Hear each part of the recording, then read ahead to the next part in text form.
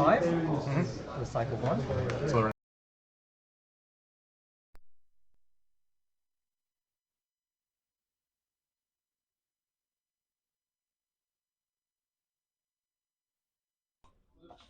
And that blue, I believe, as well. but he might not be on that. Okay. Hello. Are these working? Are these working? Can we tell? All right. He's on 9. All right. Aurora hits the board. Nice and easy. Aurora hits the board. There's a gold is spent in order to make up for. Oh. Do we have a mouse? That we have a mouse. Is the mouse connected?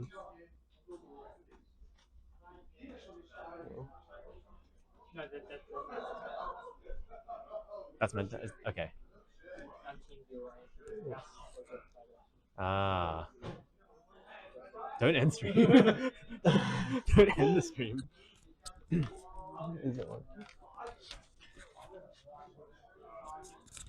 Okay. The mic's working. The mic's working. Okay, perfect.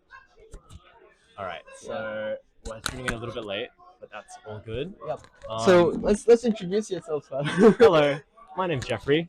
I've played Riftbound since it came out, so for a little while now. I'm okay at the game. Jeremy, what are you? I'm Jeremy. I went 1-4 today. We're not talking about that. I went 2-1, and I was in the winning in, and I did not win my winning in, which is why I'm here commentating instead. Yep. I'm also commentating. Right, so we're tuning in a little bit late. This game's already progressed quite a bit, but in terms of the board state right now, Terrence just hit a progress state after Kieran played Aurora and hit Mind Splitter and passed. Yeah. This matchup is an interesting one because it really comes down to whether Kaiser can deal with the Aurora as soon as it hits the board. Yeah. Right. And I'm not sure about Terrence's deck yet, but there's some counters to Aurora that Terrence could play, right? As, for example, the first one is like Unchecked Power. Yep. If all of the minions units are on the field. Wow, I'm seeing a couple counters in his hand already. Okay. So we see a Time Warp. That's a big one. We see Get Excited with Time Warp. That is a big deal. Yeah, and why is that? So for those unfamiliar, Get Excited is a 2 energy, 1 power spell, action speed, and it says discard a card from your hand and deal damage to a unit equal to the energy cost of the card that you discarded. Yeah. So the thing is, you don't need to discard the card until it resolves. So that's one of the strengths of it. If it gets countered, you just don't discard a card at all. Yeah. So he can, for example, if there's a volley bear on the battlefield, he can just play Get Excited, pointing at it, and say, I might discard Time Warp and just kill this volley bear. Yeah. And there's not much Kieran can do about it, especially since these colors only have so many counter spells. Yeah, I can also see a smokescreen in Terrence's hand. So if Terrence had a Watcher and moves in with the Watcher, then he could actually hold some mana for runes for smokescreen as well in case they come in. But now that Kieran knows about the entire hand, Kieran can just like play around everything. Yes, exactly, and that's one of the strengths of Sabotage in an Aurora deck. This is really interesting because Jeremy plays Kaiser, and I play Aurora, so we kind of have experience with both of these decks. We kind of have one from both sides of the table. Okay. So we see Terrence just stupefying to draw a card. And he's tapped out now. Yes. So now we've reached a bit of a point where I believe it's currently Kieran's turn, right? Yeah, it's currently Kieran's turn. Kieran's managed to establish units in both battlefields. Yeah. And this is a really big thing with the Aurora deck. We're not too sure what the point count is. If I had to guess, my estimate would probably be maybe 6-2, 5-2. Yeah, this is on Terrence's side because Kaiser usually gets an early lead. Right? Yes, exactly. All right, so we see Kieran ripping an Aurora. If it hits a Mind Splitter, that could be big. Yeah. Okay, going through a lot of units. Second Aurora, boost of swiftness. That is interesting. And that's a volley bear, I see, It's a volley bear imposing. Yep. So volley bear can go on one of the battlefields, and basically I believe it's a shield 3 and tank. It has shield 3 and tank. And tank, yeah, and also its ability allows I can't remember, but something attack or something. So it'll draw a card. when an opponent, moves into a battlefield other than where the volley bear is, the volley bear's controller will draw a card. Yep. So basically, if Terrence opts to move into the Void Gate, where the Mind Splitter is, which is pretty appealing because the Void Gate makes it easier for Terrence to just kill the Mind Splitter with a damage spell, then Kieran gets to draw cards. And drawing cards in this game, really good. Yeah. So we see Terrence pondering over what to do. Understandable given his huge hand size. Yes. What do you think are the possible options for him here, Jeremy? If I was Terrence and I wanted to counter him, I would have unchecked power because unchecked power just removes all of the minions on board. But in this situation, it's a bit difficult because the only feasible one is the Void Gate, where you swing into it with the smoke screen, for example. Okay, so we see 8-2 power. That's a Watcher. Okay. Watcher hits the board. Yep. So Watcher, a 1,000-tailed Watcher, is a unit that gives all enemy units -3 might. Yep. And it also has Accelerate. Mm-hmm. It's very expensive, but the effect is very powerful. And like, yes, Kieran's units are really big, but -3 is a pretty big drop in size, especially since now we can see. We see, yeah, the combo. Yeah. Yeah, with the Void Gate. So now it deals 4 damage on the 7. And that's a free swing there. Sivir has, I believe, 4. That's 4. Sivir's 4 might, correct. 4 might plus the Volibear, which is 10. The Sivir also has a last rights attached. Oh, so it would be it's under the Volibear. It's a bit sneaky. So the Volibear's 6. The Volibear's 10. 10 Sivir's so 16. is 6, so it'd be 16. Volibear has shield 3, so it's 19. 19 minus Watcher makes it 13. Yeah, 13. And I'm counting up Terrence's board. It appears like he has more than 13. 13. He does, but it depends if Kieran also plays something like Punch First or or something like Challenge or something. Yes, Punch First would be pretty devastating So here, especially since that would be spending it's in his hand. 14. Punch First spends 2 power, which also triggers Sivir's inherent ability, which gives it +2 might and ganking this turn. And also, Volibear has tank, so everything has to go towards Volibear. So Volibear's on 7, 10, and it just Volibear goes everything. to 15, and Terrence walks in with 7 + 4 + 1 + 1. That's 13. Yep. That is not enough to go over the Volibear, so Volibear makes it through. Mm-hmm. The Yordle does get to conquer the Void Gate. That's a point for Terrence there. Yep. However, that was a bit of a rough trade for Terrence, especially since we have ways to give this Sivir ganking, right? So now Terrence has no board active after having about 5 units on board, and Kieran now can just kind of move. He's moving out. If he has a way to spend power, I believe it also does it ready the Sivir. I don't think so. It's just +2 minus ganking. Yeah, it's just +2 ganking. Oh. This stream was sponsored by TeamViewer. There's okay, so we're just going Immobilize just to keep the rune economy up. Yep. And anything comes in. Okay, there's a pass. Aurora instantly hits a Mind Splitter. Mind Splitter, yep. Oh, it seems that he's talking to the judge about something. Okay, Mind Splitter gets played to the base. We're gonna take a look at his hand again. Yep. Anything new that's notable? There's not much. Not much. 2 Stupefies, Smokescreen, Get Excited. The Warp is gone. I assume it got sabotaged earlier. This is a bit of a rough situation for Terrence. It looks like the cleanest way to kill the Volibear would be Get Excited, Ferris, Smokescreen, but like that doesn't feel great. Yeah. Yeah, and he's also Terrence is also running out of units. He's only got a Ferris Forerunner. Well, he's actually got a lot of units, but they're all pretty small. Yeah, and they also don't have Accelerate or like Rush. So basically, it gives Kieran an extra free turn just to hold 2 points. Yeah. That's the Smokescreen discarded from Mind Splitter. That's a good pick. Smokescreen is a very powerful spell for 2 energy, 1 power. So Terrence gets 1 point from there. Something else to note, I think Terrence is also at 9 runes. So even if he had a warp and he wanted to rip it, he wouldn't be able to. 1, 2, 3, 4, that's 9 runes. Yeah. Oh, okay. So Terrence does main deck, because this is game 1. Terrence does main deck the gear removal, the Rocket Barrage. That makes sense because Rocket Barrage also doubles as unit removal. What do Kaiser's play as gear removal or gear counters? Usually it's about 1 or 2 Rocket Barrage and usually 2 Thermo Beams sided. Okay, yeah, that makes sense. But because I assume it's game 1, usually it's not going to be in the main board. So. Yeah, that makes sense. That makes sense. Alright, we see the Yordle backing up. A smart choice given that there are two large units ready to crash in. Hopeful hits the board, and I'm assuming Plundering Poro. Nope. Okay, Watch for Sentry hits the board. Okay. So the point count, if I had to guess, I think it's 7. I think Terrence has 7, and Kieran has 5. That's my guess. Yeah. So, assuming that point count is right, we don't know. We should probably keep track of this in some Well, way. yeah, I'm gonna get paper out. We I'm gonna came get in late, paper out. but yeah. Yeah, I'm getting paper out, so next game we can keep track of the points a Yeah. little better. Because if Kieran does have the win with double conquer, he would have gone in Yes. already. So Yes. it has to be around like 5 going into So- so going to 7. I think Kieran's gonna walk in. Oh, the last rights can be activated here, which is very powerful. Seems he's not gonna do so. Interesting. Although there's a oh no, there's a Mind Splitter in the trash. Okay. Yeah.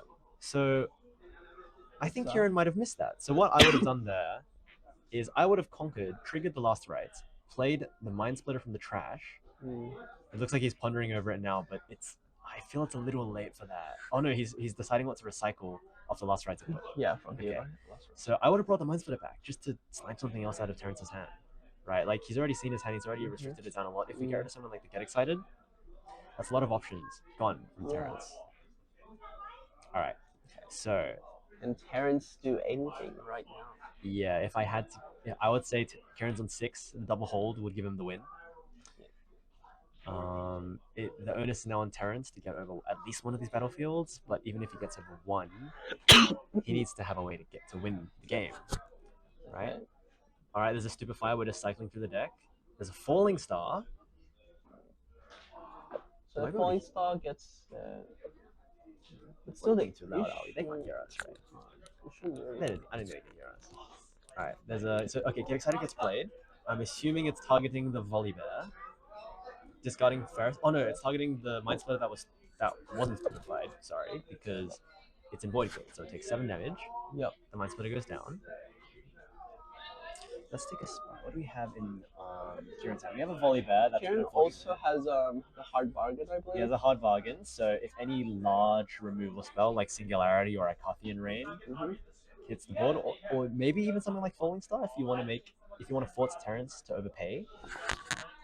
I've had a few situations where even though my opponent can pay for the hard bargain, I play it just to drain them of resources, and here we see Kieran Kieran, hard playing bargain, it repeated. Yep.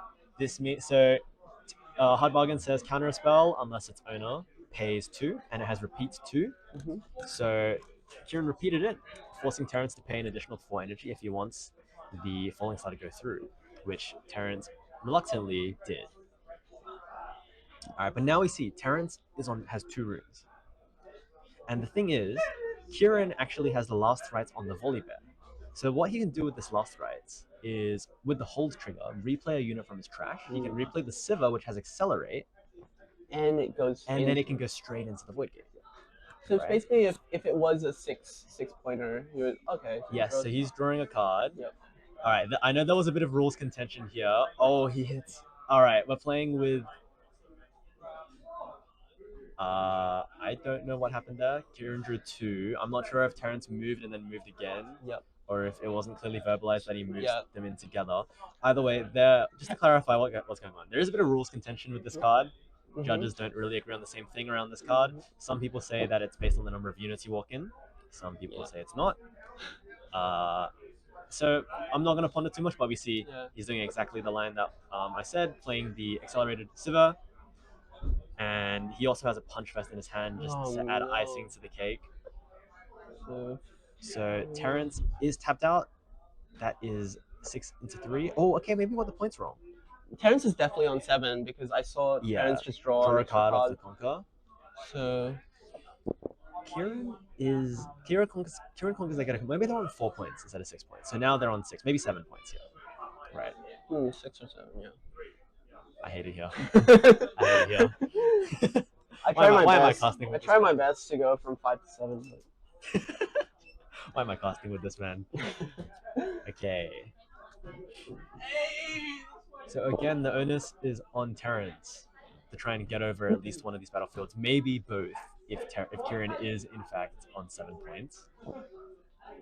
It's stuff like these I kind of appreciate the dice or like the counter on the playmat to track the points, because it means that us casters can just tune in at any time and see the number of points they have. But in higher PL, it is required that you write down. So that's all good. We'll work with what we got. Okay, Terrence playing Stupefy, just to cycle the deck. Okay, Terrence with a Void Seeker. Wow, interesting. So So, Void Seeker has been a card that's on and off in Kaiser. Can you tell me whether it plays Kaiser these days, or like does it normally play Kaiser? not Does it normally get played anymore. Kaiser? In No? set 1, it was used quite a lot Mhm. because back then you can, snipe the Kaiser. You can Yes, 4 was a very big number in set 1. With Yeah. Noxus Hopeful, Kaiser, Yeah. stuff like that running around. Yeah. Alright, it seems like Kieran gets there in the end. Moving on to game 2, I'm assuming Kieran got there. It looked like Kieran got there. Kieran definitely got there with two big battlefields. Yes. 2 big fellas in the battlefield. They're both going to side now. So what do you expect to see sided in from Terrence Let's as see our what- resident Kaiser player? Okay, so Thermo Beam is definitely. So maybe he's hitting it. Okay. Oh, is that? Is that a Bryn here? Brinier? No, I didn't see a Brinier. Brinier was the first 2 cards. It wasn't. Okay, that looks like a Warren's battlefield. I've played a few games against Terrence. I know he does plays on Warrens, and he does like it going first. Yeah. Okay, is that only that's only sided in? The Interesting. 2 of the Thermo Beams and What do you normally side out?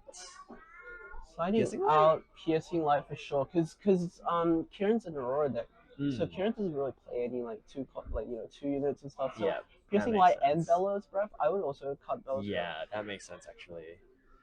It's interesting. It seems like Kieran isn't playing Deadlim Predator. Yeah, that's not a Deadlim Predator on the top. That's a Mind Splitter. So Kieran's playing the.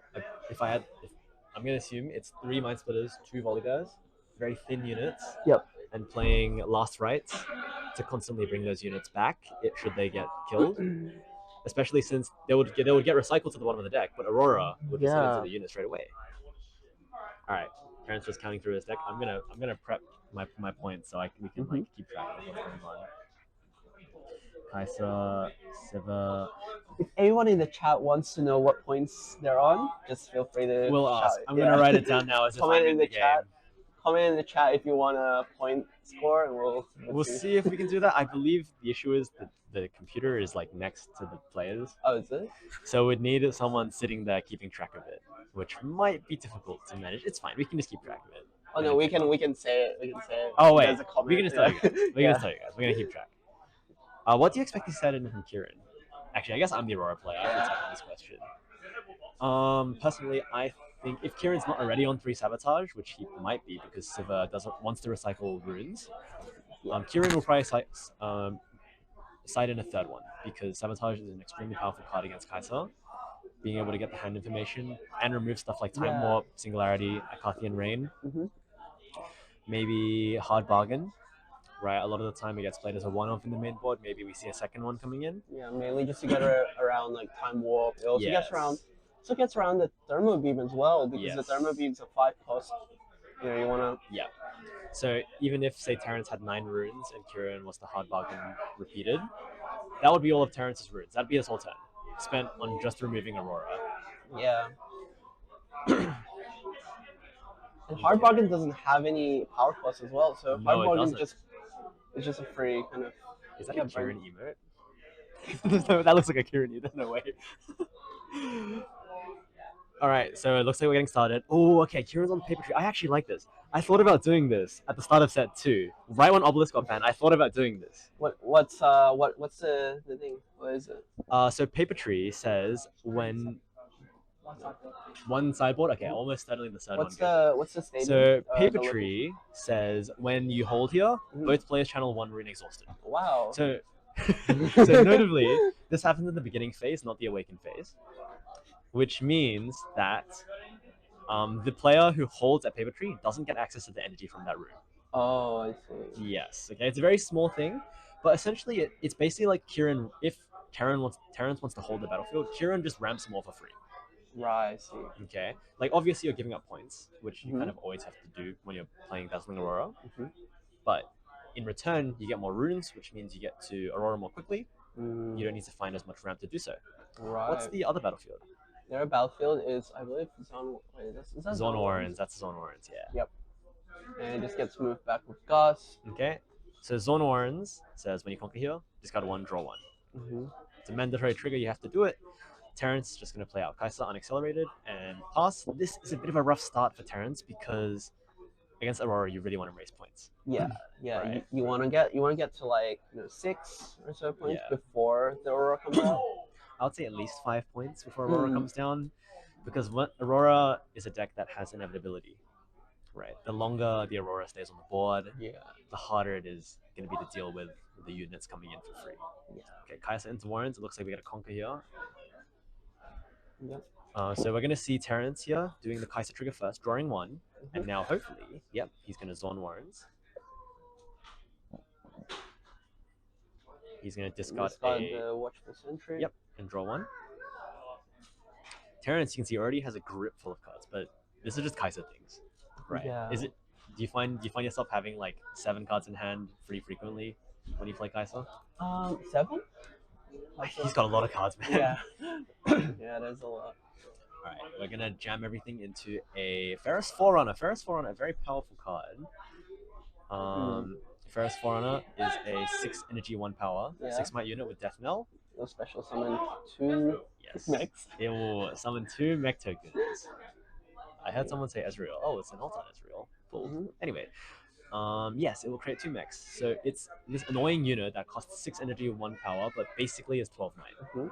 Yeah. Right. And with Fight or Flight getting banned, it's getting a lot of stops because Fight or Flight was one of the counters. But the other counter is still in format, unfortunately. That being Rebuke. Yeah. Which... Just a question though. Why so Sivir came in and swinging into the Kai'Sa? Yes. But it doesn't have the ganking? Or... So Sivir costs 4 energy, 1 power, and he accelerated it. So it costs 5 energy, 2 power. 2 power, and so then it generates... Exactly. It counts itself as well. Exactly. So because it spent the 2 power, it has +2 might. So because of that... Oh, we're going to see it right the the other battlefield. The other battlefield? Okay, so this seems like Kieran is trying to race a little bit for points here. Right, he's noticing Terrence has a slow start. Yeah. Have you been doing... Oh, I haven't been doing this. Oh, crap. So it's 1C, 2C, 2C, I believe. Yeah, so it's currently 2-2 right now. Yeah. Yeah, it seems like Kieran's kind of giving up on his rune economy a bit. Just to race Terrence for points. Yeah. Are the game mats that supplied, or are they bring your own? These 2 mats are, I believe, bring your own. There are mats underneath them. Yeah. That like you can play on if you don't have a playmat. Most players will bring a playmat. Love the mistake. What? Yeah, the gyms. Oh. The gyms. I see. All right. So, what happened to the Sivir? It was a get excited. Get excited, yeah. But did Terrence pay deflect cost? Was it deflect 2? It does not have deflect. Sivir doesn't have deflect. The other Sivir, the orange one, has deflect 2. You know about that card. Yeah. Wait, was this your opponent? Yeah, it was my opponent. I played against him in round 2 of the last skirmish, where I misplayed in round 1, game 1. Okay, I think I was 7-0. We didn't talk about it. Okay, so we're seeing a gust on the Plundering Poro. Terrence holds to 3. Plundering Poro gets gusted. This is just classic purple Aurora gameplay. We're going to be using stuff like Gust to stall out. Previously, we'd use Fight or Flight, but unfortunately, that card got smited. Yeah. And Kieran, let's take a look. Kieran also has 6. Kieran has 6 runes going into 8, I believe. So Kieran actually doesn't have the Aurora next turn. Yes, which is a big deal. All right, Darius enters. Darius comes in, and he enters ready. So now, Kai'Sa's on 4 points. Terrence on 4 points. This is big for point parity, because 8 is the points required to win. Being on 6 points or 4 points or 2 points is a lot better than being on 7 points or 5 points or 3 points. All right, we're seeing Kieran just rip a Mind Splitter, paying the 2 gold and not deramping. Oh, that is rough. No. All 5 of these cards are rough things. You see Kieran face palming at the sight of this hand. But let's talk about it. So if Kieran does play an Aurora, like if with the Mind Splitter only gets rid of one of their gear removal. Right? Yes. So all right. The barrage. Okay. He's opting to get rid of the Time Warp. That's a bit of a tell that he doesn't have a hard bargain in hand. Yes. Yeah. So something that sometimes Aurora will have to do, as you mentioned, Jeremy, is just play the Aurora down and just be like, please hit a Mind Splitter. Yeah. And if you hit a Mind Splitter, great. The other one. Exactly. You can get rid of the other gear removal. Which is something that you might have to do given Terrence has... Oh wait, hold the 5, right?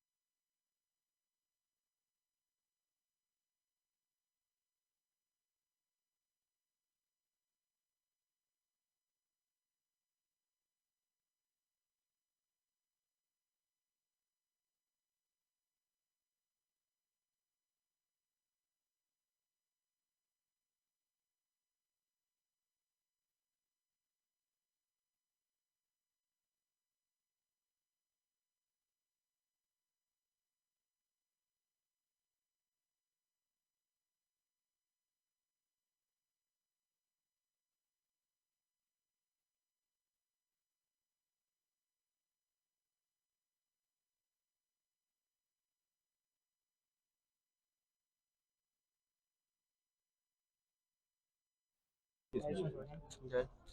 Okay, cool. This is I think this one? one might be dead. Hello, are we back?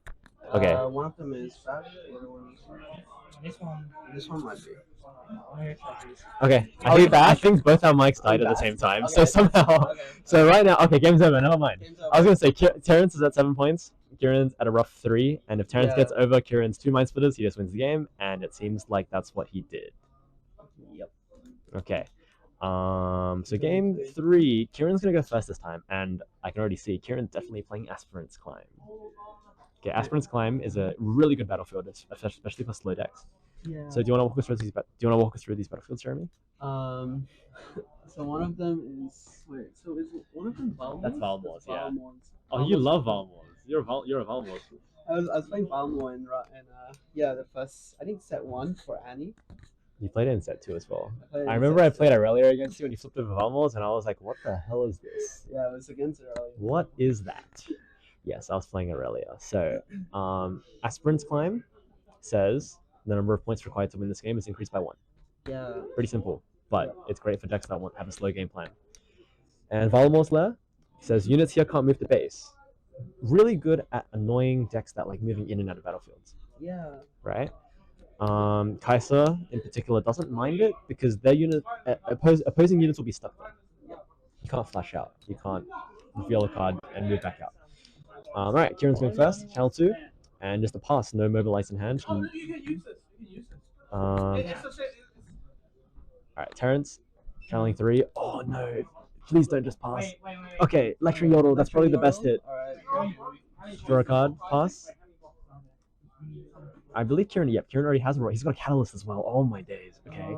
Channeling 2, but he's only going to be on 6. So next turn he's going to go to 8. That's not critical Aurora numbers yet. But Terrence is still on 0 points. And Kieran does have 6 runes out. Like next turn, Kieran could go for the Sivir as well, just to swing in, just to get some extra, like 3 points, and to wipe out the board. Yeah. So. Yeah. I actually don't hate that line. I like that line. A lot of the time when I'm playing, like, cause this time when I played Master Yi Aurora, a lot of the time when I'm on like 8 runes, I'll just play out Master Yi. He just enters ready, and I just walk into the battlefield and say, deal with this, and next turn I'm playing Aurora. Yeah. He's having a look. Okay, he's reinforcing with a Watchful Sentry, playing a Noxus Hopeful in base, and passing. Is there ever an angle where you accelerate Kaiser in? And hope it works? I probably wouldn't do that because of the Sivir line or something. Makes sense. Because it could just ramp up and then.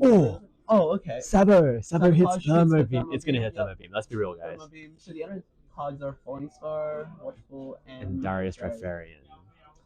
So Sabo has to hit a non-unit. So it's either Thermo Beam or Falling Star. There is actually a debate for Falling Star, but it seems he goes for Thermo Beam, which makes a lot of sense. Especially since he's sitting on an Aurora in his hand, it's going to hit the board next turn. So unless Terrence draws into it in probably the next like 3 or 4 cards, right? Like he's going to draw for turn here. Maybe he draws off Kaiser or like a Lecturing Yodel, and then he has a Stupefy. Yeah, next couple cards. Unless there's gear removal, this Aurora is here to stay, at least for a little while. Yeah. Like Terrence could reinforce his board so that way, when the Aurora hits. I believe Terrence missed Awakening a lot of his stuff. Yep. So because he's holding to 2, and the Lecturing Yodel and Watchful Sentry should be readied. Like, Not that it matters. Not that it matters. It's involvable Slayer. Alright, Terrence conquers the 3. Personally, on Terrence's side of things here, I wouldn't be the most comfy because Aurora's going to hit the board. And you're only on 3 points. Basically 5 points because Kieran's not playing Dead Bloom. Yep. Dead Bloom means that we see Aurora get trapped on the board. He's not playing Dead Bloom, which means that he can't immediately contest these battlefields. Dead Bloom Predator, 8 energy, 2 power. We don't care about the cost. It's Dazzling Aurora. You can play it into an occupied enemy battlefield. Volley Bear hits the board. Yep. Now we see a double hold. So 5. So Terrence is holding to 5 this turn. Yep, 5 points. And Kieran's still on 0, right? But this is pretty normal Dazzling Aurora, to be honest. This is like standard Aurora. If you want to play Aurora, you gotta get comfortable playing from like 5-6 points behind. Yeah, for sure. We see the Kaiser and the Hopeful coming back. We see a Progress Day. Progress Day is coming out, All right. and we can get Progress Day, simple card, has 3 words on it. Yep. What does it say? Draw. Do you remember? It says draw 4 cards. That's Draw. it. And cards in hand, good. Very I simple. see a retreat there as well. Yeah, there is a retreat. I guess you could retreat. Lecturing Yodel, just draw another card. Ramp a little bit. Oh, Boots of Swiftness. Oh no. Ooh, I really.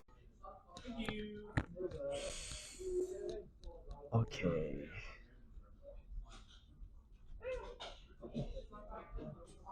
Alright, Kieran's seems he's accelerating his Sivir Legend. He's planning to occupy the other battlefield.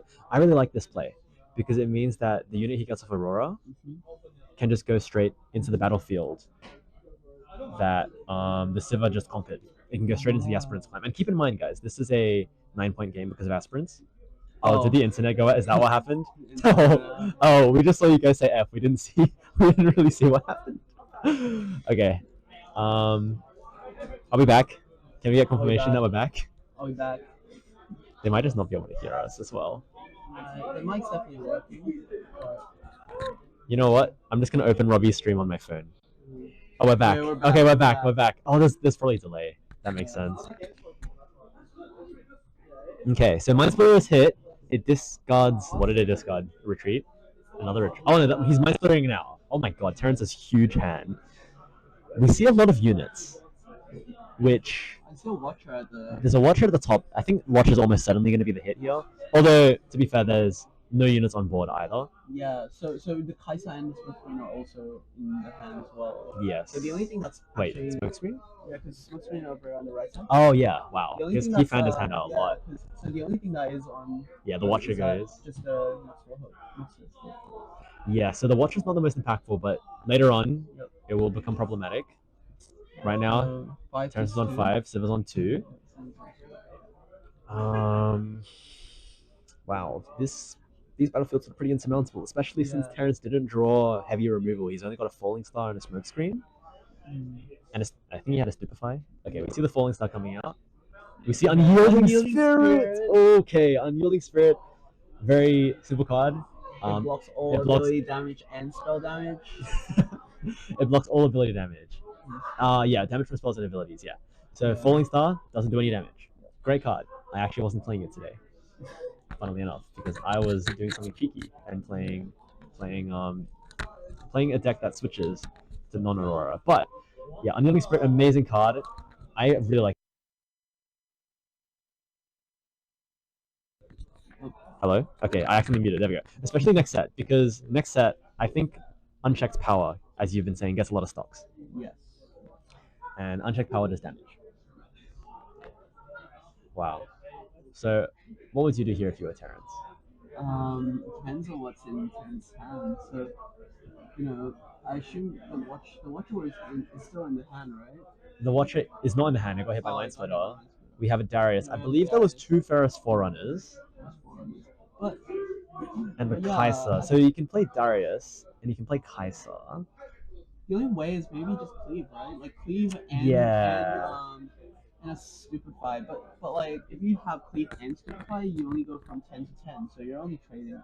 Because it's 4 and 7. So like. And keep in mind, the Volibear has Shield 3.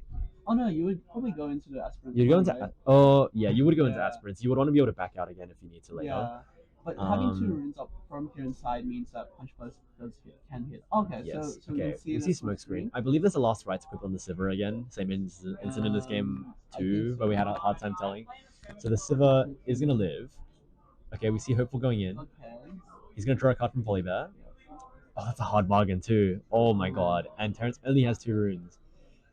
Sivir is gonna go down. If there's a cleave, or a Stupefy, hard bargain comes out. No. Stupefy gets countered. It can be. I think there was a second one from. I believe there is a second one. Even if there isn't, 7 into 7. Actually, I guess you don't really want your units going down here, right? Maybe it doesn't have. Oh, okay. I thought it was a second one. You guys going?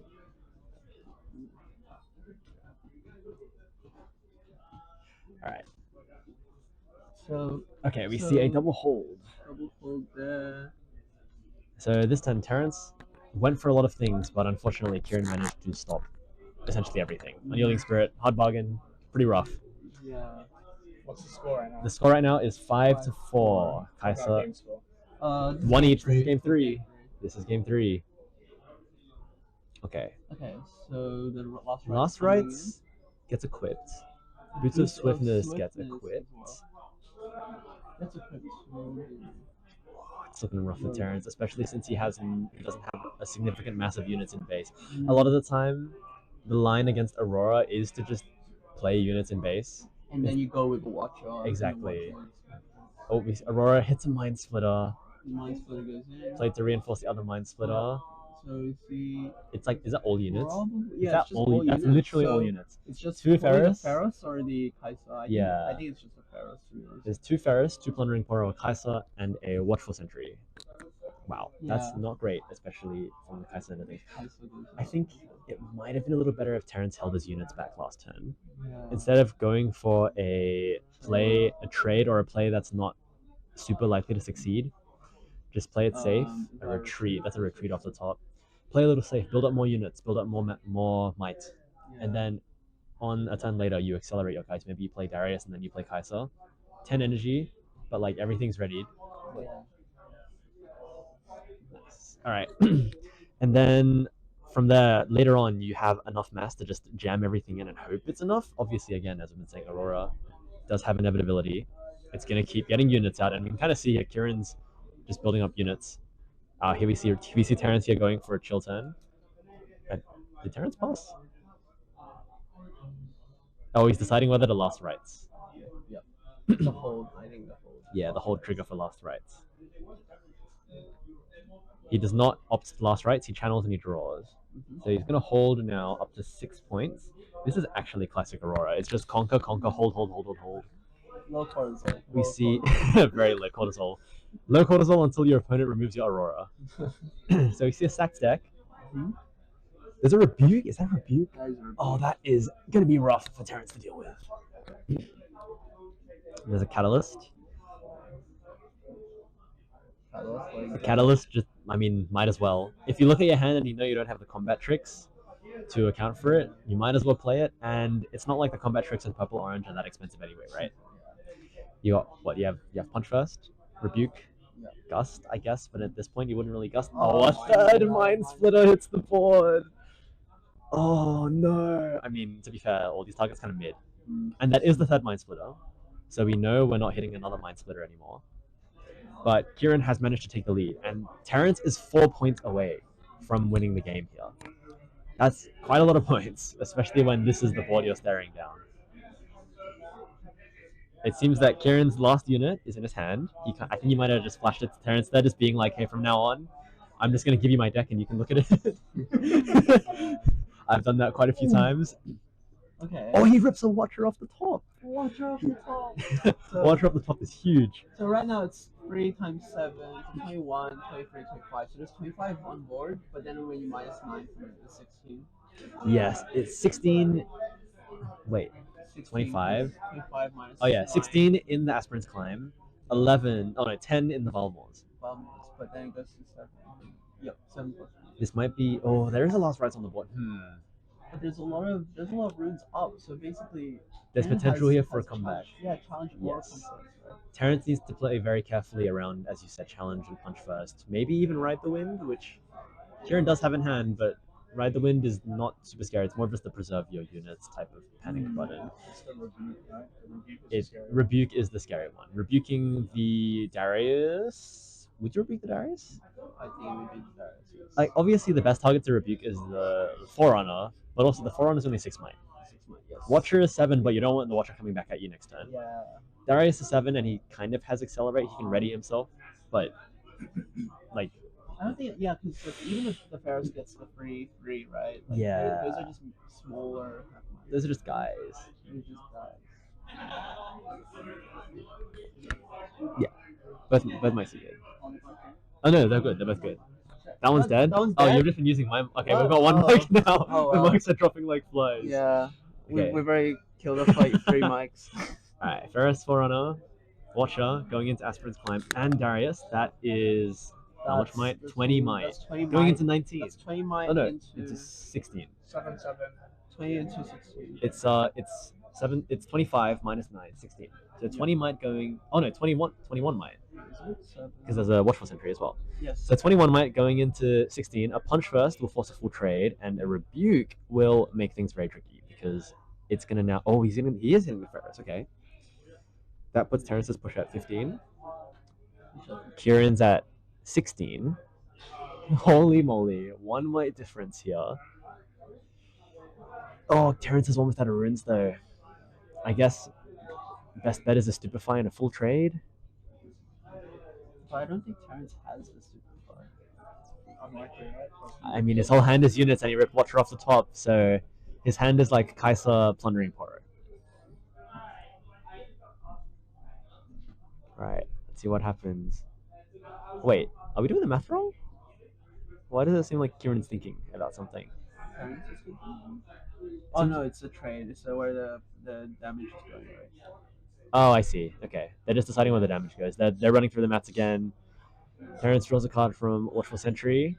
Did Kieran draw a Folly Bear, or did he miss that trigger? Either way, if he missed it, he missed it. I have a bad habit of reminding my opponent of triggers. It's too good. It's lost me games. Yo. Hello, You're a bit late for the skirmish. Did you bring Draven in today? I have GA. I have GA. Do you need? I've got Two 2. needs one. Anyway. Alright, hang on. Kieran holds the 8. Alright, it's looking rough. Kieran is 1 point away from winning. Terrence needs to wipe both battlefields. He just sabos, sees 3 Ferris and a Plundering Poro. Wow. This is gonna be rough. Terrence needs to like top deck unchecked power, which he probably doesn't play.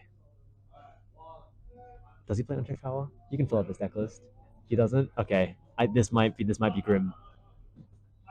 What other option does he have for the amount of runes he has? Oh wait, it's gonna bring back another Mind Splitter. Oh, with the It's gonna bring back another Mind Splitter, and then it's gonna hit the oh, board. wow. Why is there a buff in his deck? It's a buff. Just take it out of the deck. Just grab the Mind Splitter off. Just give him the deck and take the Mind Splitter off, bro. We know. So you're gonna be just giving the whole deck. All right. So the card you recycled stays on top. This is actually a really funny thing with Last Rites. It's actually not optimal to recycle 2 units with Last Rites, because you're gonna Aurora into one and then draw the other one, and you don't really want to draw your units in Aurora. So something I would do a lot is I would put like bullet time back with Mind Splitter. That's obviously Misfortune signature spell, so that's not happening, but that's a GG.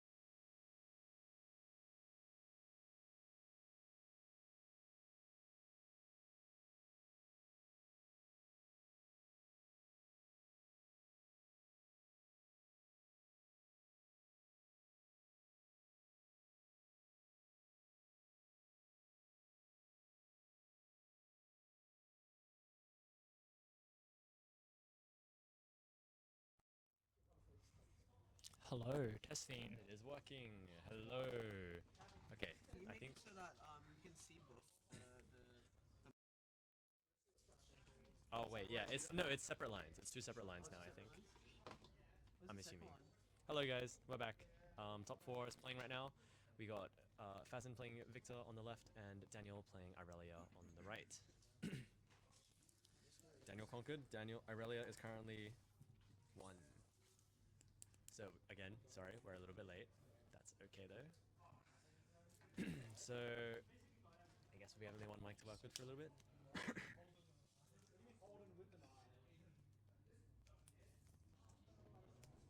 I think this matchup's actually fine for Irelia. It's like 50-50. Are you checking the streams working? Yeah, try your voice. Hello, testing, talking. Yeah. Synonyms of the word of speaking. Yes. Okay, so we have Fazin playing Victor, Daniel playing Irelia. I think we should have 2. No, we should have 2. I think he's setting up the other. I think Robbie's setting up the other. Okay, so the Irelia deck is, I think Irelia sometimes described as like protect the castle, protect the princess. Basically, you play stuff like the Irelia Fervent unit. You put Guardian Angel on it, you buff it with Defiant Dance and Discipline and On Guard and stuff like that, and you protect it, you keep it alive, and you take a lot of high value trades with it. Okay? Victor is just go wide. Play units. The Victor legend is really simple. Pay 1 energy, exhaust the legend, play a recruit token, which is just a 1 might unit. Right? You basically just. And you can kind of see Fazin's already kind of starting with that. Fazin's already kind of started doing that game plan, just going wide. He's got a unit in the. He's got electric. And he's got 2 units just sitting in base. Okay, so Daniel plays down a Stellarcorn. Stellarcorn heard a big deal in pretty much every matchup. Again, what does Stellarcorn Herder do, Jeremy? Stellarcorn? Stellarcorn Herder. You know about this card. Yeah, it'll just move, on move, it'll draw one. When you move, draw a card. This card is stupid OP. It's because in some matchups, this is actually one of the matchups, you don't need Irelia because the units are so little. Yeah, right? Yeah, you just move. You move with the Stellarcorn. You Exactly. conquer. You target something, and then you move it back. Exactly. Right? Like why do we need to? Oh, there we go. We got 2 mics. It doesn't reach. Okay, we can probably just use it. Maybe you can plug it into this. I don't know. Worth a shot. Does it not have USB? Okay. Sponsored session.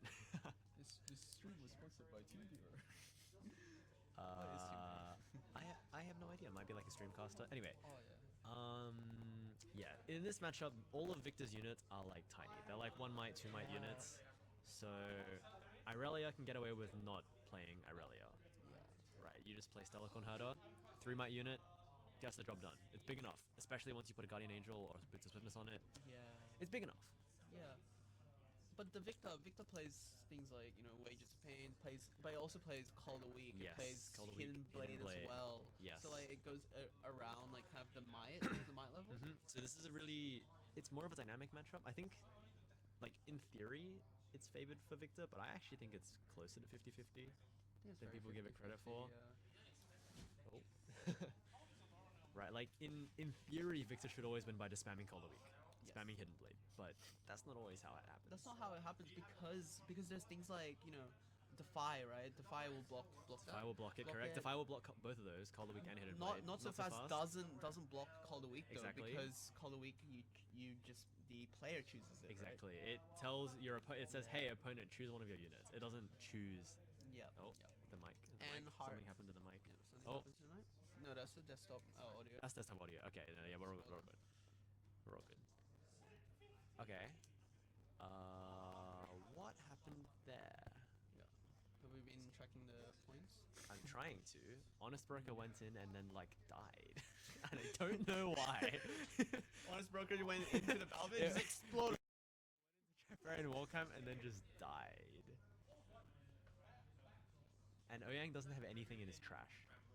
Yeah, of course. But the Poro's Death Knell effect wouldn't activate because its Death Knell Yes. effect only activates if it dies alone, and it's got a Stellarcorn Hunter next to it. Remind me again if Lonely Poro is you know, if the one of them is on the battlefield Uh-huh. and the Learning Poro is on the base, it still triggers because It still triggers, exactly.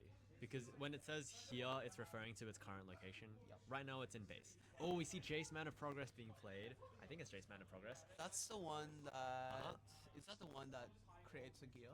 So Kills them. this card kills a gear, Yep. and it lets you play another gear that costs 7 or less, energy yeah. or less, and you still have to pay power. It's the armory, right? That's Yes, the so armory. the classic Viktor combo is you play Vanguard Armory, which literally just says exhaust me to create 3 recruits. And it's every turn as well. Every turn. Every turn. So basically, Daniel now has to deal with a never-ending army of recruits.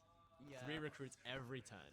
And over Irelia, and over. yeah, green and purple also doesn't play, you know, it doesn't play 1 cost unit, like any removal kind of, right? Yeah, we don't play any Spells. wide 1 damage removal like Bellows Breath, because that's Yeah. it's obviously not in the colors. I think the best answer that Oyang would have It's to probably Draven, is Audacious. Draven Audacious, exactly, just cheat in a couple extra points. Yep. If you see him chucking away the Brook, it doesn't stop anything except Watcher, which, Yep. you know, you don't mind rebuking Watcher, but like But then the Watcher will come back anyways. yeah, and right now it's not really achieving anything. Okay, we see him playing out the Irelia, equipping GA to it, not Equipping. using Irelia Legend.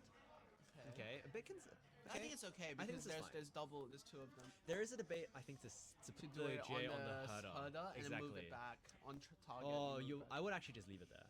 I think that's fine. It depends on the contents of Daniel's hand. If he has Yeah. something like a flash, maybe like Discipline Rhythm and stuff like that, he can try to hold this battlefield. The scary thing with Vanguard Armory is Imperial Decree. Yeah. Imperial Decree is a bit of a headache for rulings. Imperial Decree says when any unit takes damage this turn, kill it. Yes. So if Any Phazon- damage at any all. damage. So, So Phazon, Bellow's Breath. Yeah, Bellow's Breath, for example, will trigger it. If Phazon has a million 1-might units, he can just play Imperial Decree and just walk them in 1 by 1. Yeah. And then he can just take out a unit each time he walks in, and that's a positive trade because he's trading 1 might for potentially like 10, 20, Yeah. 15 might. Yeah. Even the Jace going into like a board of like 4 different things, you can Yeah. split the damage 1-1-1-1. Assuming it's 1 damage, 1 might units. Yes. Because you need to assign lethal damage, right? Yeah. That's why if you moved, say, 3 recruits into the Stealthcon Herder, all the recruits will die because it deals 3 damage. Okay, we see Flash coming out in response to Wages. That will trigger only on Stellacorn Herder, not on Lonely Poro, And triggering just 'cause of Stellacorn Herder. draw, And yeah. I think Daniel's going for the draw from the Lonely Poro here. Yep. And it also saves it against Call the Week as well because if the Exactly. Oh wait, no. It does. Oh no, not Call the Week, not Call the Week. It sorry. stops Hidden Blade, because Hidden Hidden Blade, Blade needs to target a unit out of battlefield. Okay, we see Phazon conquering in. So Daniel is currently at 4 points. Phazon just conquered to 4, and if he conquers the Lonely Poro's battlefield, he will conquer to 5. I guess what I meant was like if the Lonely Poro went back, it actually is a buffer against Call the Week. Yes, that's true. Although it's still a buffer against Call the Week here. I guess it's just if he walks in and If he kills walks in, it, kills and then it, he plays and Call the then- Week, yeah. then one of these high value units in base needs to go down, and that's not ideal. Playing green against yellow is a whole headache. Right, Yeah. today I had to play against 2 Rek'Sais. Horrible experience. Yeah. Horrible experience. If you don't have to fight it, you kind of lose on the spot. It's not great. Because you played Yi. I played E Aurora. Yep. So, to be honest, I barely played Aurora. Games 2 and 3, I took out my Auroras and I was playing Just I was mid-range. playing mid-range because I sided in like Stalwart Poro and stuff. All right, we see Phazon thinking about walking the Jace somewhere.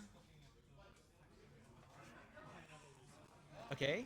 Oh, never mind. Lecturing Yordle and Yordle and recruit recruit. into Poro. Note that they're in a Trifarian war camp.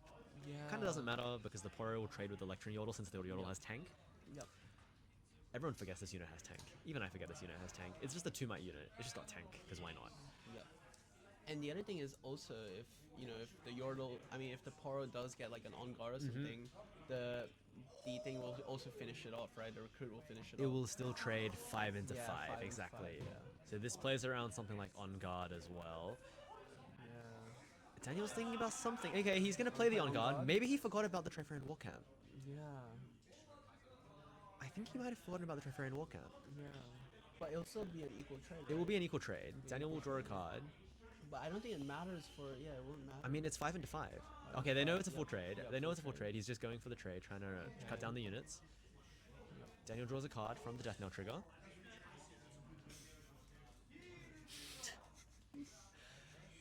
Okay. Fazen's got a whole army of units ready to walk back in. Oh. Okay, Fazen conquers to 5. And he's going to use his Herald of the Arcane Legend ability to play another recruit in the war camp. He's played all his recruits into the war camp. Yep. If I had to guess, he's going to tap this armory and play 3 more recruits into the war camp. So for those who aren't familiar, Trifarian War Camp says units here have +1 might. That's it. Just units here have +1 might. But like you can probably imagine, with an effects like that, the more units you have, the more value you get. Yeah. So even though there's 7 1 might recruits, it's representing 14 might. 14 might. That's a lot of might. Can Can hit the numbers, but it's gonna cost a lot. Yeah. a lot. Yeah. And also with these like recruits as well, they'll just come back every single turn with. Yes. So if you want a score update, right now Fazen's on 5 points, Daniel is on 4 points. So Daniel does have point parity. Yep. So if he goes to 6, oh I dropped my pen. If he goes to 6 here, Fazen will go to 7 and he can go to 8, but at the same time, it might be a bit hard to do that into these battlefields, although I will say if he's going to do it, now is the time to do it. He just needs to get over 7 might. He just needs to get over 14 might somehow. Yep. Okay, so we see. Okay, Stellacorn went into Zone Warrens. Immediately was given up by Fazen. Yep, that's a move trigger, and Yep. I think Fazen is tapped out. So He is tapped out, so Daniel's Daniel currently has thinking the- about what to discard off Warrens. Daniel does basically have free reign. He's playing Hearthstone right now. Yes. How's he gonna get to 14? So Irelia is currently 6. Yep. I guess you could like Defiant Dance. Oh no, but Defiant Dance would you still need to assign 1 damage to the unit with 0 Yeah. might. How many? But the thing is, how many units are on it again? I think on it's the 7. Trifarian? I There's think 7? because oh no, there's one in base. Maybe it's 6. We don't know. 6 They or stacked them 7? all. Jeremy, come on, man. It's a lot of might. At least be a couple disciplines, a couple on guards. Yep. Maybe a Defiant Dance or 2. Okay, we see a Tide Turner. Okay. Tide Turner coming Choosing back. the Stellar Corn. Yep. Not triggering that Irelia Legend. Daniel has barely made use of Irelia Legend this game so far. He hasn't really found the need to. Find your Find your center. center. Yep, cost 1 since Fazen is at 5 Yep. points. Find your senses, just channel 1, draw 1. Very good card. It's pretty cool that Irelia is playing it now. Okay, so Daniel could go for a walk in. So Pop the GA, walk back in play this Yeah. turn. So you want to walk through it? Walk through it. I'm just thinking of a pretty interesting line. Ooh, okay. Okay, that's the line. But if you so here's a hypothetical, right? If you target with the Defiant Stance, and then proc the Legend's ability to ready it there, and then the GA pops, right? They'll actually come back ready. No, it will come back exhausted. Because Guardian Yep. Angel says in the text, exhaust it, heal it, and recall it. Heal it and recall. Okay. So Perfect. it Okay. will be recalled exhausted. So Yep. if he wants to do the crash play with Crash play, Guardian yep. Angel, he has to do it while it's in while the it's base. in Yep. base. 2 Defiant Dances Two this Defiant turn. Stance. This is an expensive turn. It's an expensive turn, but also with the Defiant Stance, if he went for in the recruits, it actually only -1, right? Effectively, it it's does. -1. So Well, no, the recruits go to 0. Defiant Dance doesn't say a Defiant minimum zero. of 2. Oh, but I you see. still need to assign damage to kill the Yeah. recruits. yeah. So, these recruits, I don't know how many there are.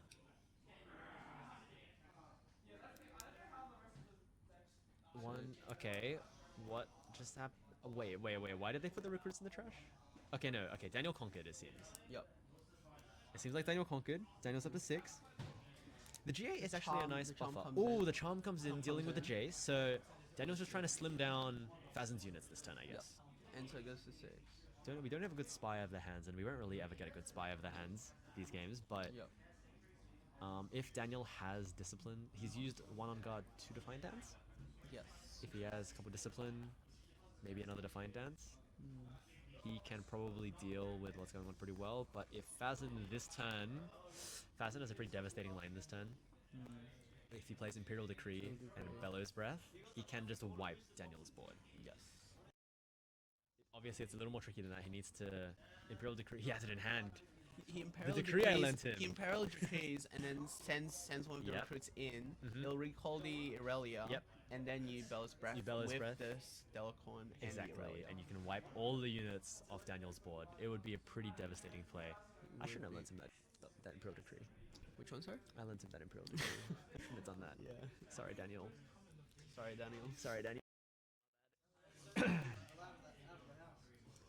Okay, it's not a decree turn. It's a watcher It's turn. a watcher turn. Okay, it's interesting. He did. Okay, so that gold and those recruits are not in the board. They're just his piles of recruits. Yeah. So watcher hits the board. Yep. Daniel also has 3 runes up, right? Like so. Daniel does have 3 runes up. So the Irelia currently 6 Irelia's might on because of the 6. war camp. War camp, yes. So it'll be on It will be on 3. The Titan is on 1 because watcher specifies to a minimum of 1. Yeah. Fasten will walk in with 3 card into sharp 1. 3 into 3 into 1. 1. This is a bit of a rough turn for Daniel because because he can try to back up one of his units, but it's going to be tricky. This has been a very interesting game. I'm looking at my notepad right now. Almost all these points have come from Conkers. Yes. There was 2 holds at the start of the game, and ever since then, it's just been conquer. Daniel's got 4 cards in hand. Oh, that double defiant dance turn was expensive then. Okay, Zoran's trigger. Discard Lecturing Yodel, draw a card. Seems like there's some judge intervention going on right now.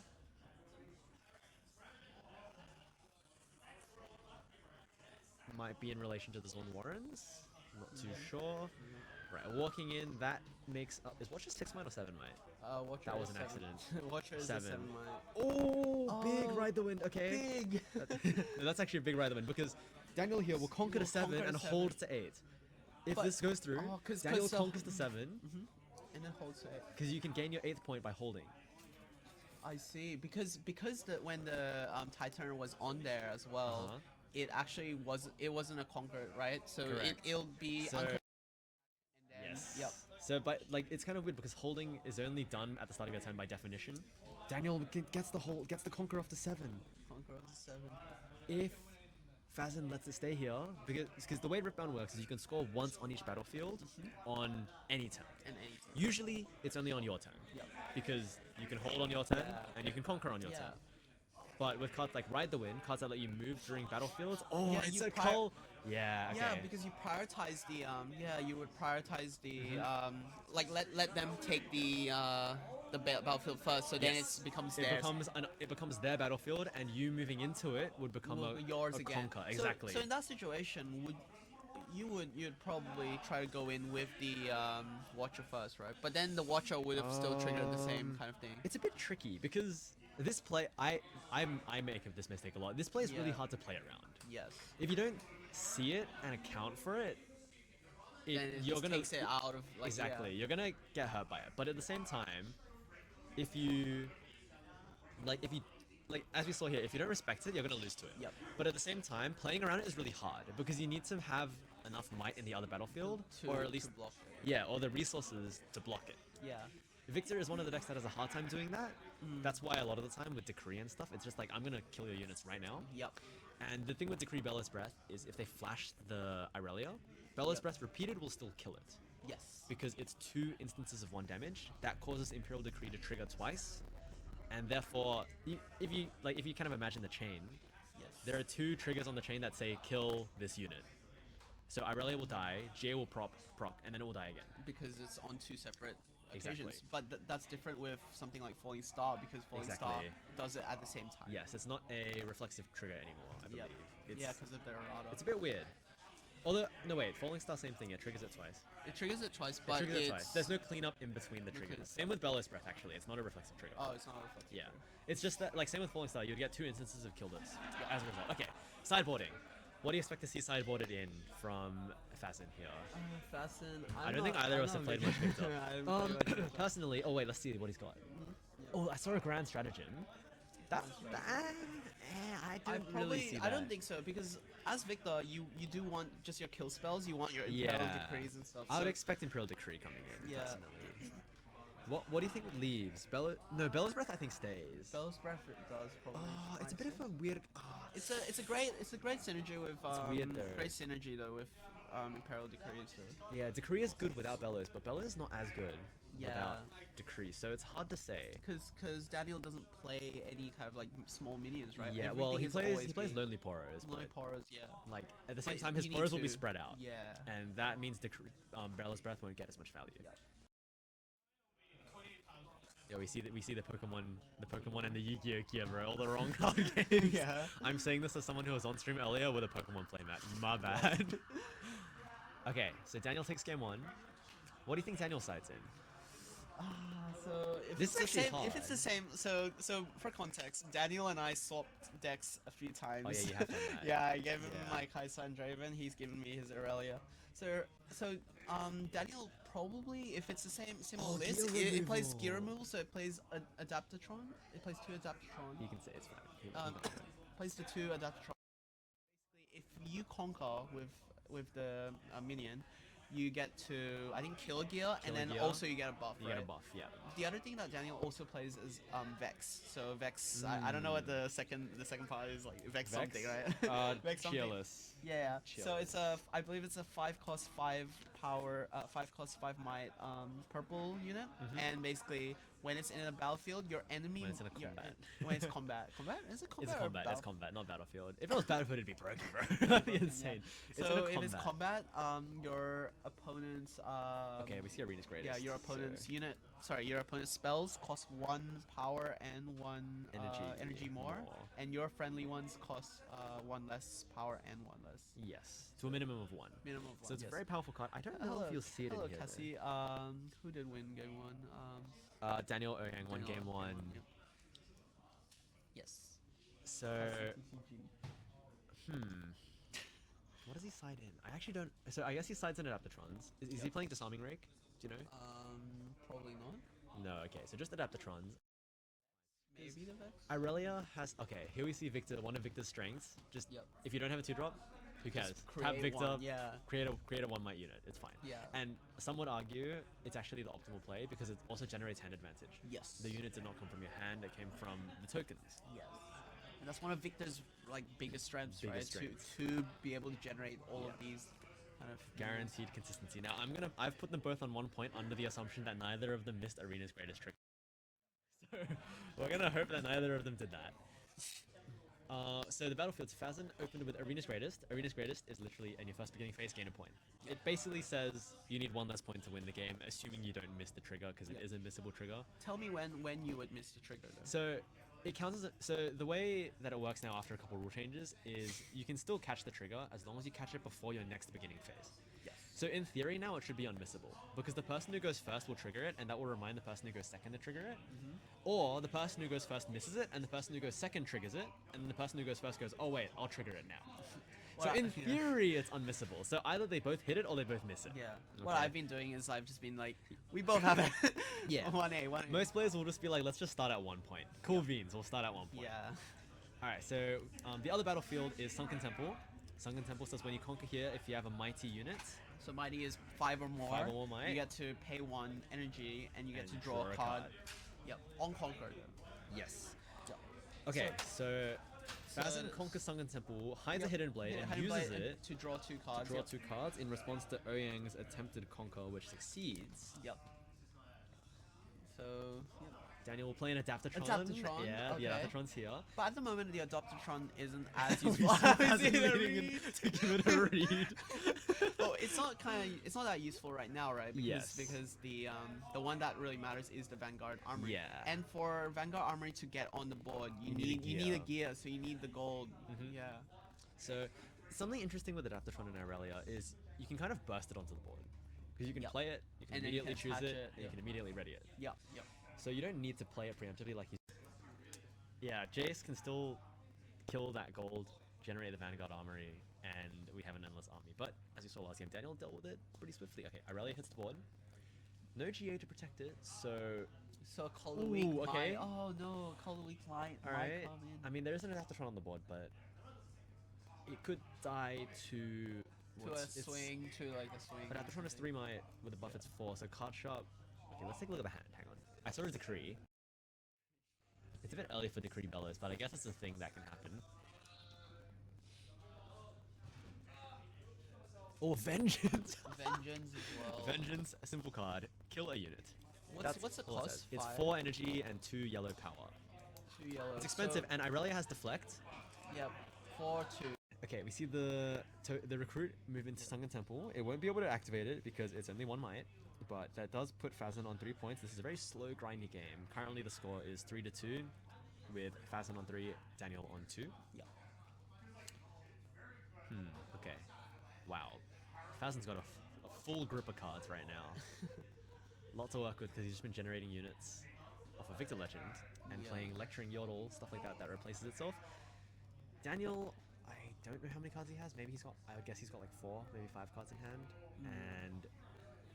And he hasn't found a Stellarcorn yet, which is pretty big. Stellarcorn in Irelia is a really big deal. Okay, we see Victor Legend create another recruit. We see 2 and 1 power being paid for a Hidden Blade on Adaptatron. Okay. I don't hate this. It removes the threat of gear removal, but it gives the Irelia player a lot of cards. Yeah, and there's no gear anyways to remove. Yeah, so one of the I guess the lose conditions of Irelia is just not having cards. yeah. Okay, if you don't find a Stellarcorn, it's really hard to build up to that like critical mass of cards in hand. Yep. And you always want to have like a lot of cards too. Like there's 2 ways, right? Like you can bluff like having a lot of Exactly. options, but also means that your Irelia can kind of survive things. Yeah. Like, Conquering to 4 before passing.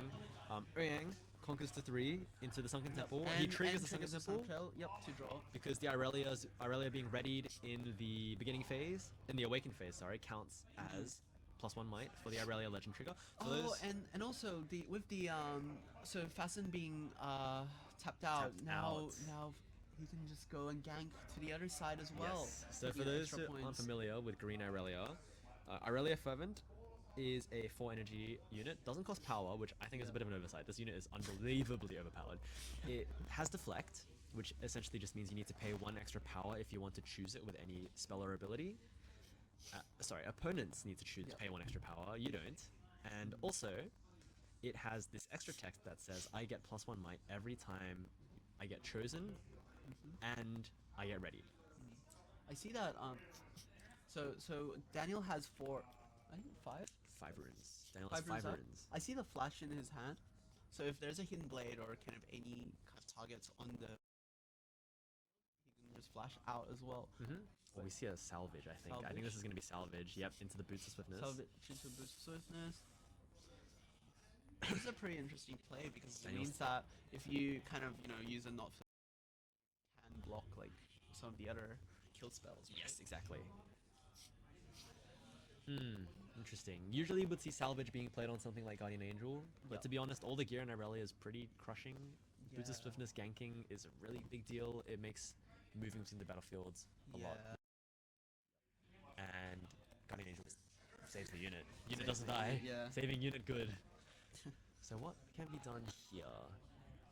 Okay, we're just gonna conquer Sunken Temple. Yep, It seems I'm getting the vibe that struggling a little bit with piecing together the combos he wants. I see 2 Jace in hand. But does he have the Vanguard Well, armor? I don't see any gold on There's board no either. gold on board either. Yeah. So another recruit gets played. Another on recruit the gets bench. played.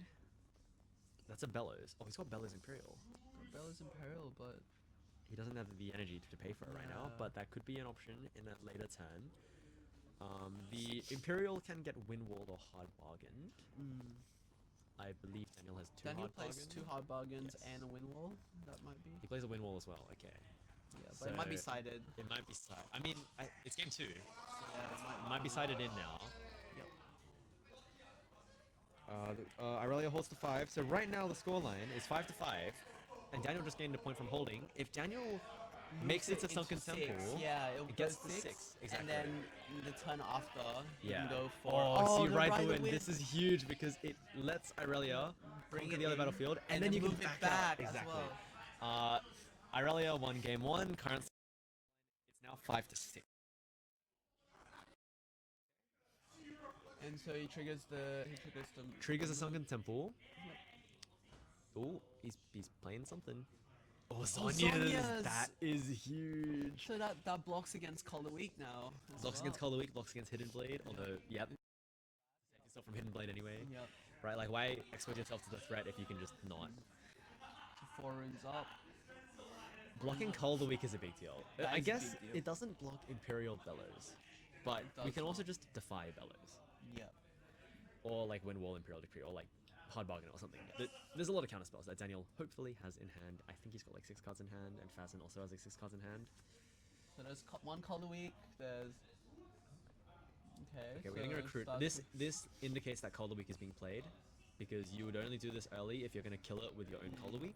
Oh, he's got Salvage. Okay. Salvage as well. So we can salvage Zonya's, and then we can Color Week and kill the Irelia. A couple Also- defies would stop this very nicely though. We see salvage being played, or potentially being played. Okay, seems like it's hit the board. Cost has been paid for it. And Daniel's thinking about what to do here. Personally, I would defy this. Yep. The reason why I would defy this is because salvage also has the text to draw one. Yep. You don't want to give. You don't want to hard give them, draw. you don't want to give them the draw, and I guess Zonya's is just nice padding. Like if you don't have another counter spell, Zonya still saves you from Cold Week. Yeah. Same thing, like makes amounts to the same thing, so it doesn't really matter that much. Yeah. It's kind of funny how the arena's greatest is got missed, and now it's like 5 to 6. It's still Yeah, if the arena Yeah. greatest didn't get missed, Just- Fazin would be on 6 points, yeah. which might Going matter. in 6 points now. Going and it was into going this into turn, this turn, exactly. yeah. And Daniel would. Would have been on 7. Well, Daniel probably would instead. have played differently, Mm. but yeah, the missing arenas is it's really funny, and it's had a lot of repercussions in this match. Okay, we see the recruit moving into arena's greatest. Daniel gesturing with the thumbs up. That puts. Yep. He's holding up 5 runes. That's important because that means Fazin does not have the rune Imperial Decree, Defensive one. which you're allowed to do because it's action speed. Because of the Zonya's being there, Yes. he can just kind of get it back. Yes, Fazin has also been spending a lot of yellow power, so he's been playing a lot of salvages. Has he played Call of the Week? I don't know. Maybe it's just too salvage. Call of Week. Salvage, Hidden Blade. There's been a lot of Hidden Blade. So 5. okay, Jace Man in progress as the unit. Okay, I think he's that's- tapping out. He's basically saying, Daniel, do you have it? If you have it, you win the game. Yeah. If Daniel just shows a Ride the Wind or any way to gank, So he goes in. Yep. that's just the game That might be it. on the spot. He can ready in the showdown as well, and then yeah, Ride the Wind. That's the game Ride right the there. Wind is the game. That's the game. 2-0 2-0 to for Daniel. Irelia. Okay. Those high cost spells, such as the Time Warp. Yes, exactly. Kai'Sa being one of the few decks able to capitalize off of Time Warp because you can easily just retain your rune economy, even though you're paying high cost spells. Okay, so the battlefield, Daniel has opted for Zon Warrens. When you conquer here, discard 1, draw 1. We've seen this one on stream quite a bit now. And Bruce opting for Targon's Peak, I believe? That looks like Targon's Peak. Yes. Targon's Peak is when you conquer here, at the end of your turn, ready 2 runes. Targon's Peak is actually weird. I don't know if we're enforcing this tournament, but you're actually supposed to declare it when you conquer. You're supposed to declare it when you conquer, be like, this will trigger, and then at the end of your turn you ready 2 runes. If you don't declare it, you can't ready the runes. Most of us don't really mind, we're not that finicky about it, but maybe something to keep an eye out for at maybe. regionals. So Daniel starting off, Lonely Poro early goes point, early point, walks and conquers.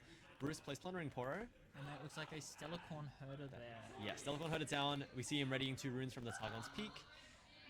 Daniel opting to go here indicates 2 things. It could indicate that he doesn't want to discard anything with the Warrens, but it could also indicate that he has something like an On Guard or a Discipline to defend his Poro with. We see Bruce walking in, Goes for the heck. goes for a Stupefy. Okay, onto the Poro. We see Yeah, there's that on an guard. On Guard in response to Stupefy. Okay, the chain is resolving now. Stupefy is occurring. Robbie's here. Robbie's here.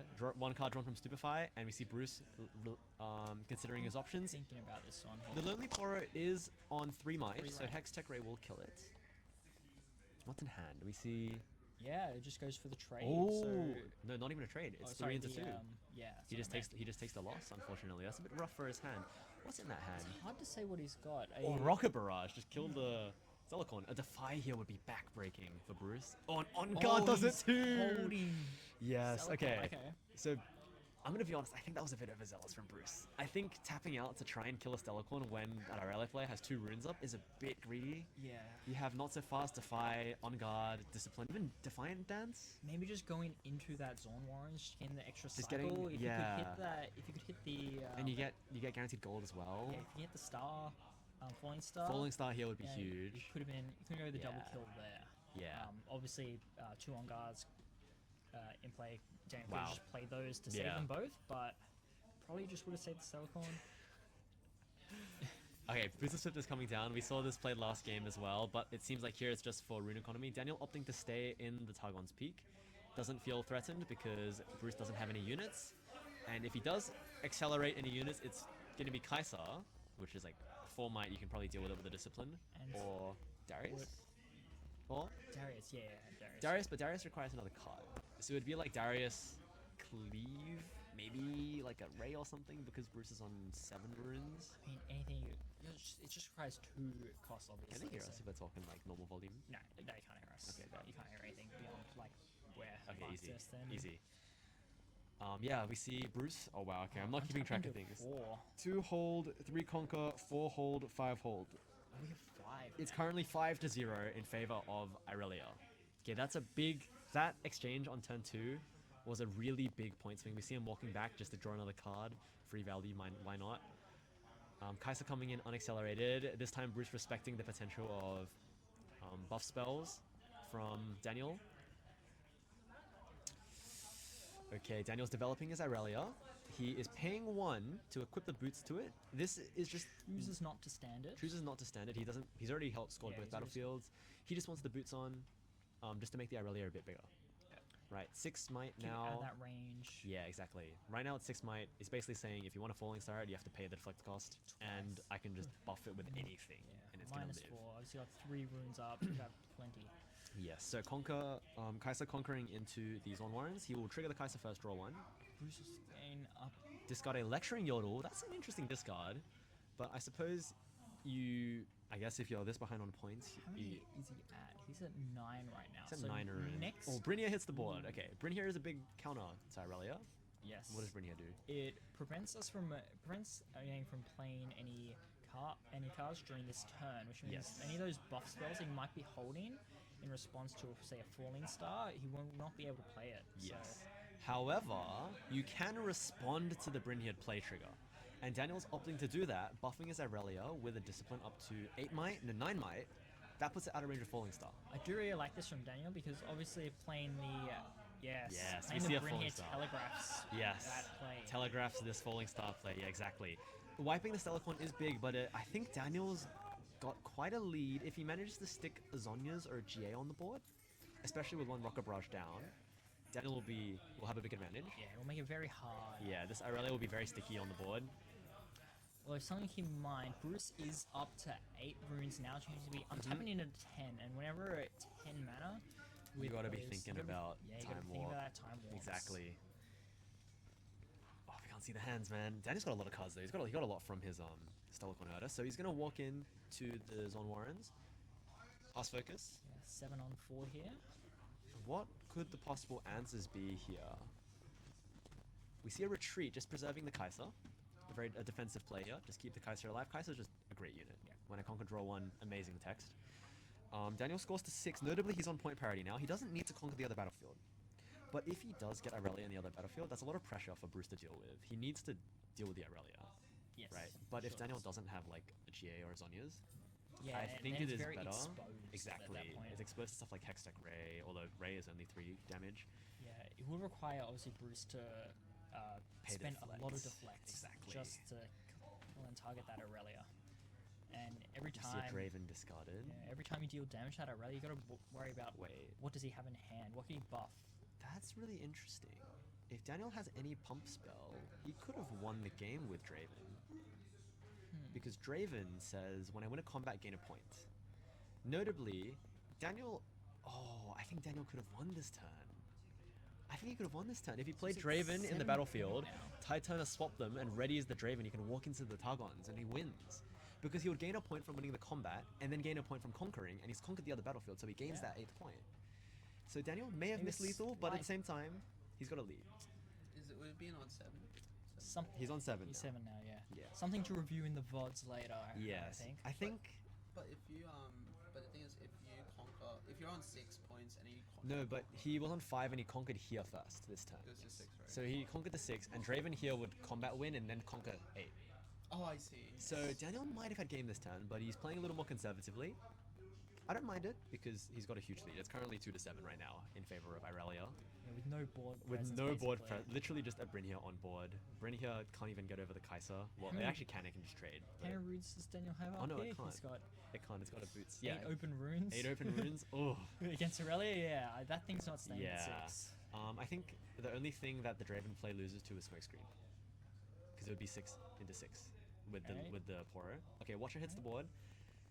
-3 onto that Irelia. So it's -3 onto fine. Irelia. There's no preserve, but if Daniel has a flash or something, he can still save these units. No, if Alright, the Draven 7 whiff, into 4. if the Draven whiff matters, then it's gonna hurt. Right, yeah, 7 into 3. 3. Oh, 4 yes, might, 2 from correct, boost. correct. 7 into 3. We see a flash. does flash. Both units, it seems, being flashed. The choose gives the Irelia +1. Both units move to base. Nothing in response. Nothing in Bruce. response. Bruce will conquer to 3. And he's probably going to conquer to 4. But Yeah. notably, that did cost 8 runes. So Bruce what- has 3 runes to defend this Irelia. And if Oyang has anything like a Ride the Wind, it's going to be hard to do that. Yes. Just any pump spells, basically. It would telegraph me that it doesn't have much in way of pumping that Bruce. Irelia. Otherwise, Or if Bruce it was- tapping out. Oh. Ooh. Okay, lecturing. We're reaching another situation where Daniel's opponent is basically saying you don't have it. Yeah. If you have it, you win. If you don't have it, I don't lose.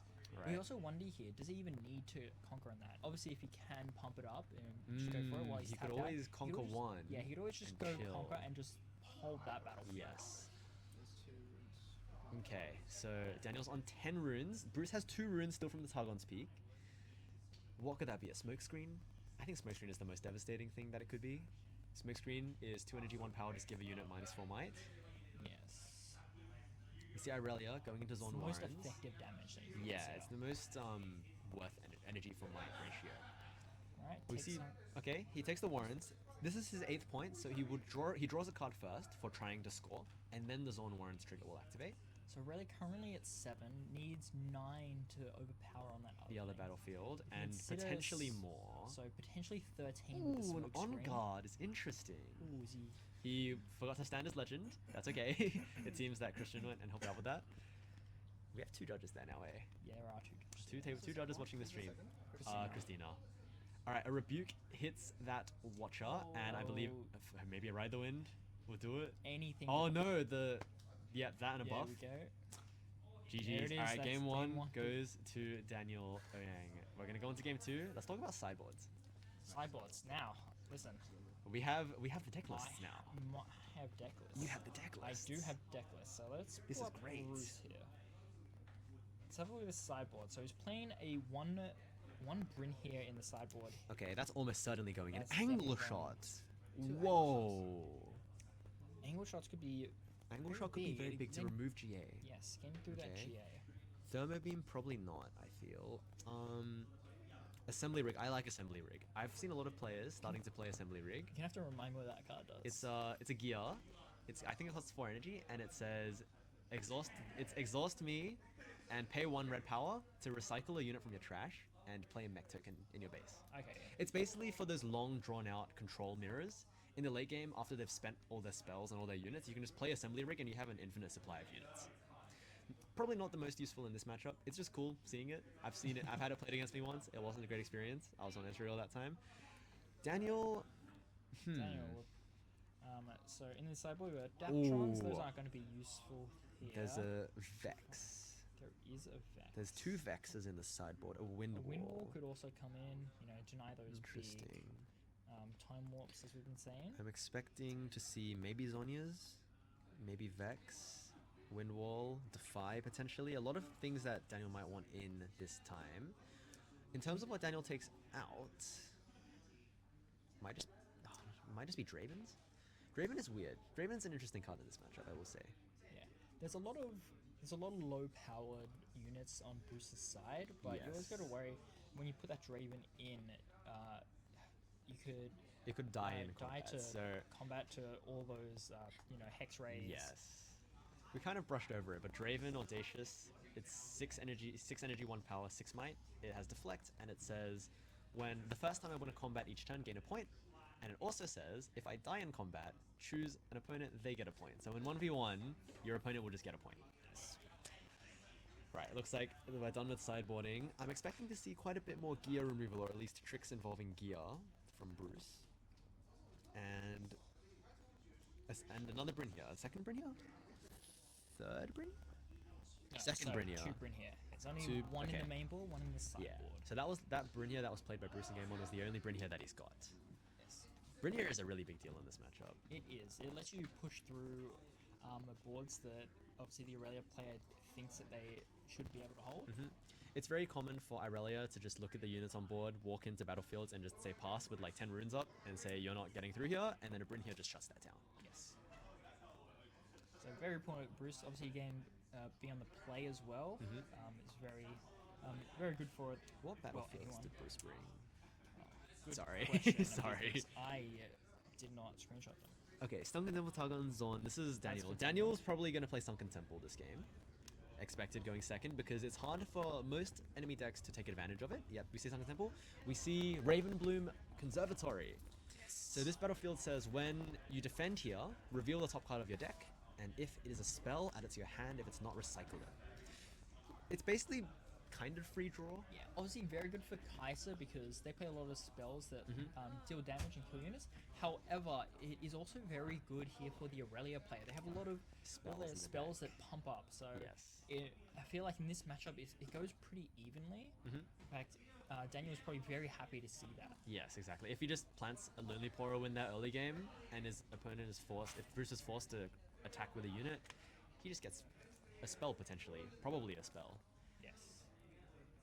Yeah, the other thing that's notable is Kaiser can make opponents not take advantage of it because you can snipe the units with spells before moving in and triggering the defensive triggers. All right, so Daniel, we can see has a bit of a slow start. Just to find your center, 3 energy, just channel 1, draw 1, and it costs 1 if your opponent is within 3 points of the victory score, which this game is 8. So Plundering Poro attempting to conquer the Ravenbloom Conservatory. Conquer succeeds, and the Plundering Poro gets a gold gear. Yeah, he tapped out there, so not much he can do. Yeah, not much Daniel can do. 4 energy from Bruce. I wouldn't be surprised if Kaiser just hits the board. Right, it's just good Yeah, unit. just Kaiser, pretty good. Pretty good, draw cards. Kaiser, not much to say. Pretty good unit. The one reason I do not play red. You don't have Kaisers? Yes. I really just set up Riftbank for you Yeah. guys. Yeah, everyone keeps asking to borrow cards, and I'm like, I'm down, but also I'm gonna lose cards at this rate. You get your spreadsheet out, I reckon. I'm setting one up. I think I'm just gonna be like, hey, if you want to borrow cards, put it in here, and then like if I'm going, you can borrow them. All right, so 2 Pouty Poros at the board. The Pouty Poro is just a 2/2 with deflect. Not the biggest deal in this matchup, but it does make stuff like Defiant Dance potentially cost more. It's just mostly just acting as a body. It's just a body, yeah. Especially since Defiant Dance, you need to pick an enemy, not an enemy. You need to pick a second unit to give -might to. All right, we're gonna see Kaiser holding up to 2, and he's got units in base ready to conquer to 3. Daniel seems to have a bit of a rough start here. Daniel just going straight for the Irelia. 1 rune up. So if Brucey has some sort of kill spell here, Falling for Star would be Irelia, devastating. Falling Star- Although Falling Star would get stopped by On Guard. yes, there is 1 rune up. So you guys are thinking about on guard. Yes, so so would- potentially go up to 7 here. Okay, he's just planting Pouty Poro in there. Funny, I recently went through rules and learned that if you do that, it actually starts a showdown. It actually does, because moving out makes it so you don't control the battlefield, and moving into any uncontested battlefield is a showdown. Yes, so it might be better to just move your unit in first and move then move out. deny any chances for your Yeah, opponents to small react there. optimization, but it's still an optimization. We see a progress day, draw 4. We saw this played by Terrence against Kieran. Just a great card, especially if your opponent can't counter it. Yes, Right, in Riftbound, draw card, good. it's very Not much to say, draw card, good. The trade-off is Bruce does tap out, so if Daniel manages to conquer both with Irelia, or like maybe conquer one, ride the wind to the other, walk back, Daniel's probably pretty happy about that, because all that Bruce has got to threaten with is a Plundering Poro. Yes, definitely happy to not see that Irelia hit the bin there. Yes, on for sure. Aang's side with no protection. It seemed like he was kind of going all in here, saying like, hey, if you eliminate this, it's going to be rough for me, and if you don't, maybe I got something to play I for. mean, he's already up a game, and He is already going up a game. second, so He's maybe going take those second. risks. Yes, I see a Defiant Dance in. Great trick to have. He doesn't really need it here though. Yeah, maybe not into those. All the plundering guys plots, are a yeah. little small. Okay, Ravenbloom trigger reveals a Hextech Ray, goes to the hand. Can't be played because he's tapped out. He's got a lot of cards in hand there. He Yeah, probably both has players access got to a lot of anything he cards. Daniel's only played 2. One came from the Champ Zone, one replaced itself. So Daniel's basically played no cards. And Bruce has played a Progress Day. Like, Bruce has played a bunch of small guys, but he's also played Progress Day. Alright, You see Tide Turner triggering Irelia Legend. I like this. Everyone screws this up. Everyone screws this up. You need to ready the legend. You need to tap the legend and ready the Irelia before you move back. That's technically the sequencing. And he's going to move into the Sunken Temple. Yeah, goes up to another point, goes to 2. Goes to 2. He's opting to trigger Sunken Temple. It's interesting that... Oh no, Bruce is on 3. I'm trolling. Bruce is on 3 points. Daniel's on 2 points.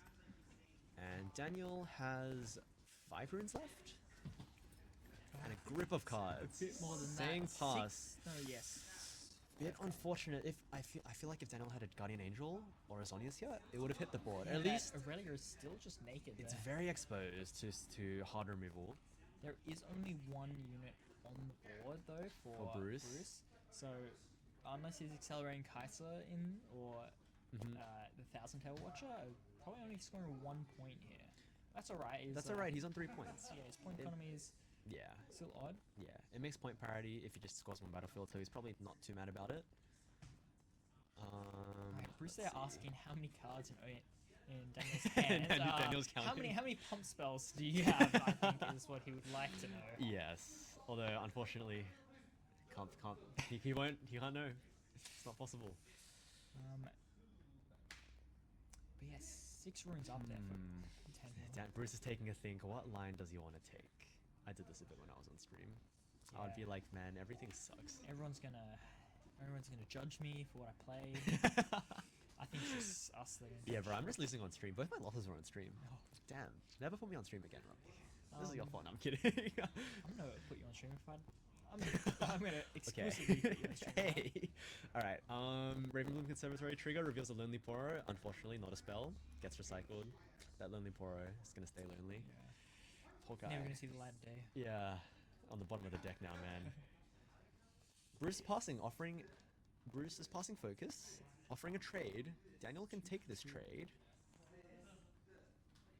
He's gonna value the unit more. He's gonna play Discipline onto the Titano. Also let him draw one more card. Discipline Yeah. resolves, draw a card. He's gonna cleave. This is Ooh, that backbreaking. Cleave is is- +3. Well, it gives assault 3. But in this case, it's effectively +3 might. Yeah, interesting there. Because- Daniel could have just gone for the trade, then trade there, and having no board for Bruce. Yes, I think and the he would trade not have there. been able to respond with that cleave. Yeah, I think the trade there would have been a very respectable play because of the fact that he can always just move the Irelia to the other battlefield with exactly. tricks next turn. Target, Yeah, target point. yeah. Even if Bruce, smoke screen. There is the smoke screen. Even if Bruce accelerated Kaiser in to the open battlefield, that's a lot of runes. That's a lot of runes to accelerate the Kaiser. All right, so we're seeing smoke screen giving the Titan a -4 might to a minimum of 1. So what is that? What is it at now? The Titan plus is on 2, 6. +2/+2. So is So that it's gonna go to 2, and the treasure, not the plundering poro is at 5 -2. It's at 3. So it's 3 into 2 after this, if it resolves. anything else? Still 2 runes up. To be fair, we were going to reach one of these points eventually with both these players having this hand. There's going to be a spell sling moment. Alright, Titan hits the bin. We see a Conquer of 4 by Bruce. Right, Kaiser coming out on top in that exchange. A lot of pump spells there. That has maybe to feel good. Maybe telegraphing that there isn't too much left in his hand. Yeah. Considering he spent 2... he already spent 2 pump spells. Yeah. Sunk pretty deep. Kaiser hitting the board, unaccelerated. Alright, yeah, just gonna save that for next turn. Mhm. Conquer. Daniel's going to hold to 3 points. And we'll see what he can make happen. So currently 3 on 4. I think Bruce is pretty happy with that exchange. Cleave is a pretty low value spell in general. Smokescreen is a pretty high value thing, but if you're trading it for a Defiant Dance, you're probably happy with that. Yes, definitely. The Defiant Dance is really important, and just pump +5 essentially. On Plus those 5, areas. yeah. Potentially +6. Oh, Bryn here Bryn here recycled. on That the is bottom. big. That's really, Very really important. big. If that Bruce doesn't have one in hand already, that's one of the 2 Brynias that he's got. And Brynia, big Irelia counter. Okay, so that's a Conquer 4. Currently both players on 4 points, except Kaiser is going to get the option. Oh, okay, GA hits the board. This Irelia might be a little less exposed now moving forward. Yeah. It- Should equip that He GA. can actually also equip it and pay power to ready. Oh no, no! he chooses not to equip Whoa. it. Feeling pretty safe here, I guess. Interesting. I guess at 6 might, you can feel pretty comfortable. And he... Oh, I bet he's got a flash in his hand. Yeah, probably. I bet he's got a flash in his hand. Because flash also gives the Irelia +1, which counts as falling star as well. Okay, well, I mean, we're at 13 viewers for a while, but for those tuning in, if anyone just tuned in, Daniel won game 1, currently 1-0 in the sets. In this game 2, both players are at 4 points, and Bruce just started his turn. That's a lot of runes. It's a lot of runes. Is that 10 runes? I believe it's think- 10. I think I see 2 in the deck. That is 10 runes, yeah. So Bruce, if he really wants to, could just conquer Sunken Temple and try to time warp. Obviously, if Daniel has a hard bargain, that would really suck for Bruce. So maybe Bruce doesn't go for the time. It's a draw I card. wouldn't go for the time warp here. I think it's a bit risky. But also, if he just preserves for next turn. Yes. Actually, those time warps. But he does need a hit. Needs unit on the board. Needs He units on the needs board. units. Yes. To take advantage of that, obviously. This Irelia is looking a bit too hard to remove. Yes. And it's going to be a bit of a problem, considering if Bruce doesn't make it to the Ravenbloom Conservatory this turn, he's going to be on 5 points. Daniel is going to hold to 5, and then he can conquer the other one at 6. Yes. And now he's one turn away in quotes from winning, because 2 points a turn, usually, right? Yeah, possibly a what is it? A Thousand Tail Watcher here would Yep. be pretty good. Force Daniel to flash Flash the the... Irelia. Yeah, and leave a 7 might unit Yeah. in the battlefield. Pump spells won't help you against that, unless Unless you have a lot. lot. But I believe he's played one Defiant Dance. Yeah, one Defiant Dance, one. Did he play an On Guard? No, he played Discipline. Yeah. He hasn't played an On Guard yet He's this not. game. Again, Daniel's not finding Stellarcon, but also, like, it seems like he's doing fine without it. Yes. A Ravenbloom Conservatory, Still got a healthy amount of cards in hand. yes. 5 cards based on from- those flicks. Just from not playing many, yeah. It's the Flex +1. Flex +1. Alright, Darius Trifarian coming down here. Okay, that is a nice way to have a unit with pseudo accelerate. So he can go to 7 might. If he plays a second card playing the Plundering Poro, when Darius sees a second card played, he will ready himself and gain 2 might. Very, very good unit, because you can also like back out and then play 2 cards and then he'll ready and stuff like that. Right now the Irelia is at 6, so the Darius would get over Irelia, assuming no pump spells. It's going to be a pass. He does choose to pass. So Chooses he's to just stuck pass. at 5 points here. Okay, Daniel, I think Daniel's happy about that. I would be really Yes, happy very about that if happy. I was Daniel. He's already got enough power to overpower the Yeah, he's got so Kaiser, many goes runes to as well 5, that he is- can comfortably do almost any play he wants to, including just burn power just to ready the unit. Yes. You can see his actions going a lot quicker. He drew that card He very drew that, quickly. yeah. I- He's he thinking can he's see going, it. oh wait, I think I've got this in the He's bag. getting that Because the buy. Irelia can gank. Yeah, he wants that buy. Damn, we're really collecting buys. Kelvin at first games. Bruce obviously probably has a buy. He probably has a buy. Hey, Matt? True, actually. Yeah, you're right. Alright, a 7 power. 7. Kaiser. Bruce has 3 runes up. Possible options here, maybe a second smoke screen, although I think he might be only playing 1. Smoke screen is an incredible card. I'm surprised people aren't playing more. 2 smoke 2 screens, smoke so screen. there could Okay, be a another second smoke screen is possible. He Okay, just no, lets the Kaiser die. he's letting it die. Irelia or Daniel's to going to 6 points. So that means that, and 6 points is a big number, right? That means Daniel's in range of lethal next turn. Still hasn't chosen to equip that GA, which is I think he's very thinking about interesting. what energy he wants to spend, because just equipping is not the best for rune economy, right? It's not the biggest loss in the world. Like, he's got like 10 runes playing Irelia, and Irelia's full of like 1 energy spells anyway. He's just no. Okay, I thought he Oh. passed there. 5, No, 4 4 for Stellarcorn, and he's going to equip the GA onto, I would like to think, Irelia. Could go into the Stellarcorn. Could just go so on he a can draw Stellarcorn. card. But and he's then- already held that battlefield. It'd be a very low value play, I feel. Okay, no, he's readying something. Because he's triggering the Irelia Legend. Oh, maybe he's not. He already tapped it. Okay, bottoms the rune. Equips it to Irelia. He wants to And back the ready and- Irelia yeah. out. I like this, especially since he's got 7 runes. That's still plenty for Irelia. Lets you preserve the flash to get tricky goes next to 12, turn. but you gotta be careful here because Time Warp. Time Warp. I don't Bruce think, I don't know if can- Daniel thought about. Unless he has a time hard warping. bargain in hand, he can Yeah. repeat hard bargain to counter He this. does have 4 up, so He yes, needs to could. repeat hard bargain because Bruce has 12 runes out, and Bruce, if Daniel doesn't repeat hard bargain, Bruce can just pay for it. Yes. So Bruce currently on 5 points. He could walk in, time warp. Okay, we see the conquer thumbs up. He's gonna trigger. Oh, if he triggers a second temple, he can't pay for an unrepeated hard bargain. Ooh, That okay. gives Daniel a lot of room for error now. I don't know if I like that. Yeah. Okay, but the thing is, if you're Daniel here, Okay. you're probably thinking that you have to play the hard bargain repeated anyway. So Yes. Well, from now Bruce's you don't. Now perspective- you guaranteed don't. Because if you play Yeah. warp, you'll only have 1 rune. So Daniel kind of has 3 more runes to spend. Not that it matters. He's kind of just letting Bruce hold here. If Daniel opted to ride the wind in, he could actually get a cheeky score hold again, like he did against. But he. Yasin? Oh yeah, obviously. But he is its. Yeah, he would have had to do it into the Darius because the plundering Poro means that Bruce can just time warp and win off the Darius. Although Daniel can counter that obviously. Interesting endgame. Both players taking it slow, it seems. Is that a thermo beam in That hand? is a thermo beam. I at would. the Wow, front. that could be devastating. Just ripping the thermo beam. Ripping the thermo beam here, I feel like it doesn't Although, do okay, too much. if the thermo beam gets ripped and Daniel repeats hard bargain, Bruce can pay for it, but that's almost all his runes. Yes, but the value here, you're killing your own gold. Well, Oh, you are killing your gold. Well, I guess you're You're spending killing 1 one gold. gold. You're killing 1 gold, you're spending 1 gold. well, Well, you can trigger Irelia. You'd be like Golden Irelia and Kaiser Legend, I mean.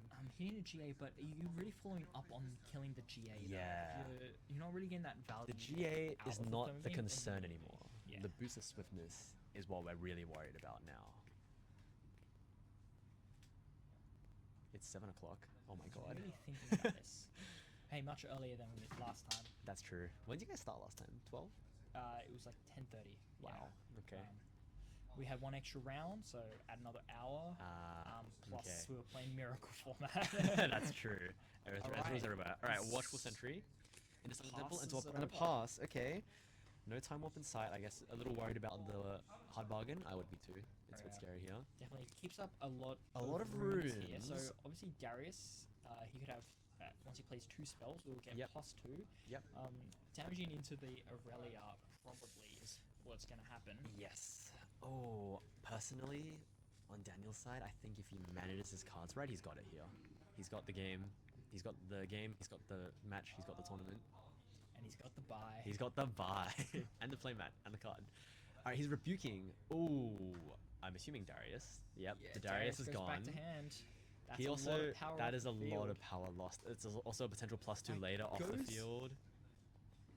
Alright, goes into the. I think Bruce is gonna have to overpay here. Is that a Watchful Sentry? Yes, he can Yeah. thermo beam at action speed. It's still not going to be enough, but it removes the boots and it prevents ganking at least Yes. easily. But obviously there's just that Stellarcorn herder. That can just It can move. just move in. and Exactly. It is currently higher. Daniel is saying, okay, go for it. Something like a Hex Ray though. A Hex but Ray. Once again, you're No, assuming Hex Ray there's wouldn't do no- it. Watchful Sentry's 1 might. Irelia's 5 right now. No, I mean. Oh for wait, the, a Hex Ray. Stellarcorn, Yes, yeah. Hex Ray of Stellarcorn would do but it too. obviously, any pump spells just get you out of that range. I again. guess Hex Ray, Pump Spell. Wait, is Irelia Legend meant to be exhausted? I don't think it is. I don't think know, I that's a don't- mistrigger. yeah. Oh, he's rebuking. Oh, just It has to be. rebuke. It has to be Hex Ray, and then it has to be buff. Just rebuking the unit, saying you don't have Hex Ray, enough Hex Ray. Defiant Dance. Oh, I sorry, think there's another Hex Vanguard. Ray in hand. Oh, And that's the game. that's it! Daniel. GG's. Daniel Oyang taking this game. Holy moly! Hi. Hello. I don't know who's watching. I'm assuming most of the people we know are watching. What made you choose Irelia? The default question. It was OP. It's fucking. I played Azir and Irelia, and they're Fair both my enough. mains, and Irelia just happened to That's be the better true. deck. Fair enough. It just happened fair to be the enough. better deck. Ignore the real winner. Fake. It's fake. Okay. Except Pedro's the fucking goat, I guess. But yeah. Yeah, there wasn't many as yesterday. Good meta call. There was one Victor, One Victor. One Victor, Two one Rex Azir. eyes. 2 Rex size. Yeah, you had a very interesting run in the top half. Yes. Okay, anything to say about that? It was. Okay, that's kind of flame. How were your matchups today? No, I'm saying you played well. Yeah, no. I'm saying like I was gonna say something with flame, but No, like that just means you played well. yeah, I 2-0'd the Rek'Sai and 2-0'd the Victor, so it wasn't too bad. So you 2-0 all of Top Gun. Yeah. I'm scared of this guy now. This guy's terrifying. This guy's terrifying. Okay. What's he playing Swiss? Kaiser round one. Kaiser round Kaiser one? round one. Okay, yeah, and happy then, to see that. Yeah, and then Sivir Aurora, and then Viktor. So yeah, that was probably my hardest game. Okay. Round 3, the Viktor. The I went Viktor? 2-1, yeah, against Okay, that that guy. makes sense. Yeah. You went undefeated this tournament, by the way. 5-0-2. No, 6-0-2. 6-0-2. Amazing 6-0-2. record. Are you going to Sydney Regional? Yes, I am. You're going to I need to ask you that, bro. Any idea what we're playing? You don't want to leak the source? I'm a Chud Irelia merchant, Alright, man. he's just playing Irelia. I'm a Chud next. Irelia Alright, merchant. he's playing more Irelia. And Yeah. anything cool? Have you seen anything cool from Unleashed that you're gonna add to your deck? Maybe Apathetic Vex, the one that stuns. That thing looks... Oh, that's a good one actually. Yeah, like just one you inside can just, maybe. you can just, if you conquer, you can just add it into the battlefield. Yeah. And then you can just use your tricks to defend it. Okay, makes sense. Makes sense. Is there anything else? I'm trying to think. Maybe back off? No, that's too defensive. Right? Back off. What's back off? It's like stunner unit. Stunner unit for 3. Draw a card. That might be too defensive for Like Irelia. maybe Existential Dread, but back off's the 3. Oh, existential dread is a good one. Yeah, back off's like 3. 3 energy. That's too expensive. Way too Yeah, fair expensive. enough. But you can hide it too. Okay. I haven't been checking chat. I don't know if they have any questions. I'm gonna check chat.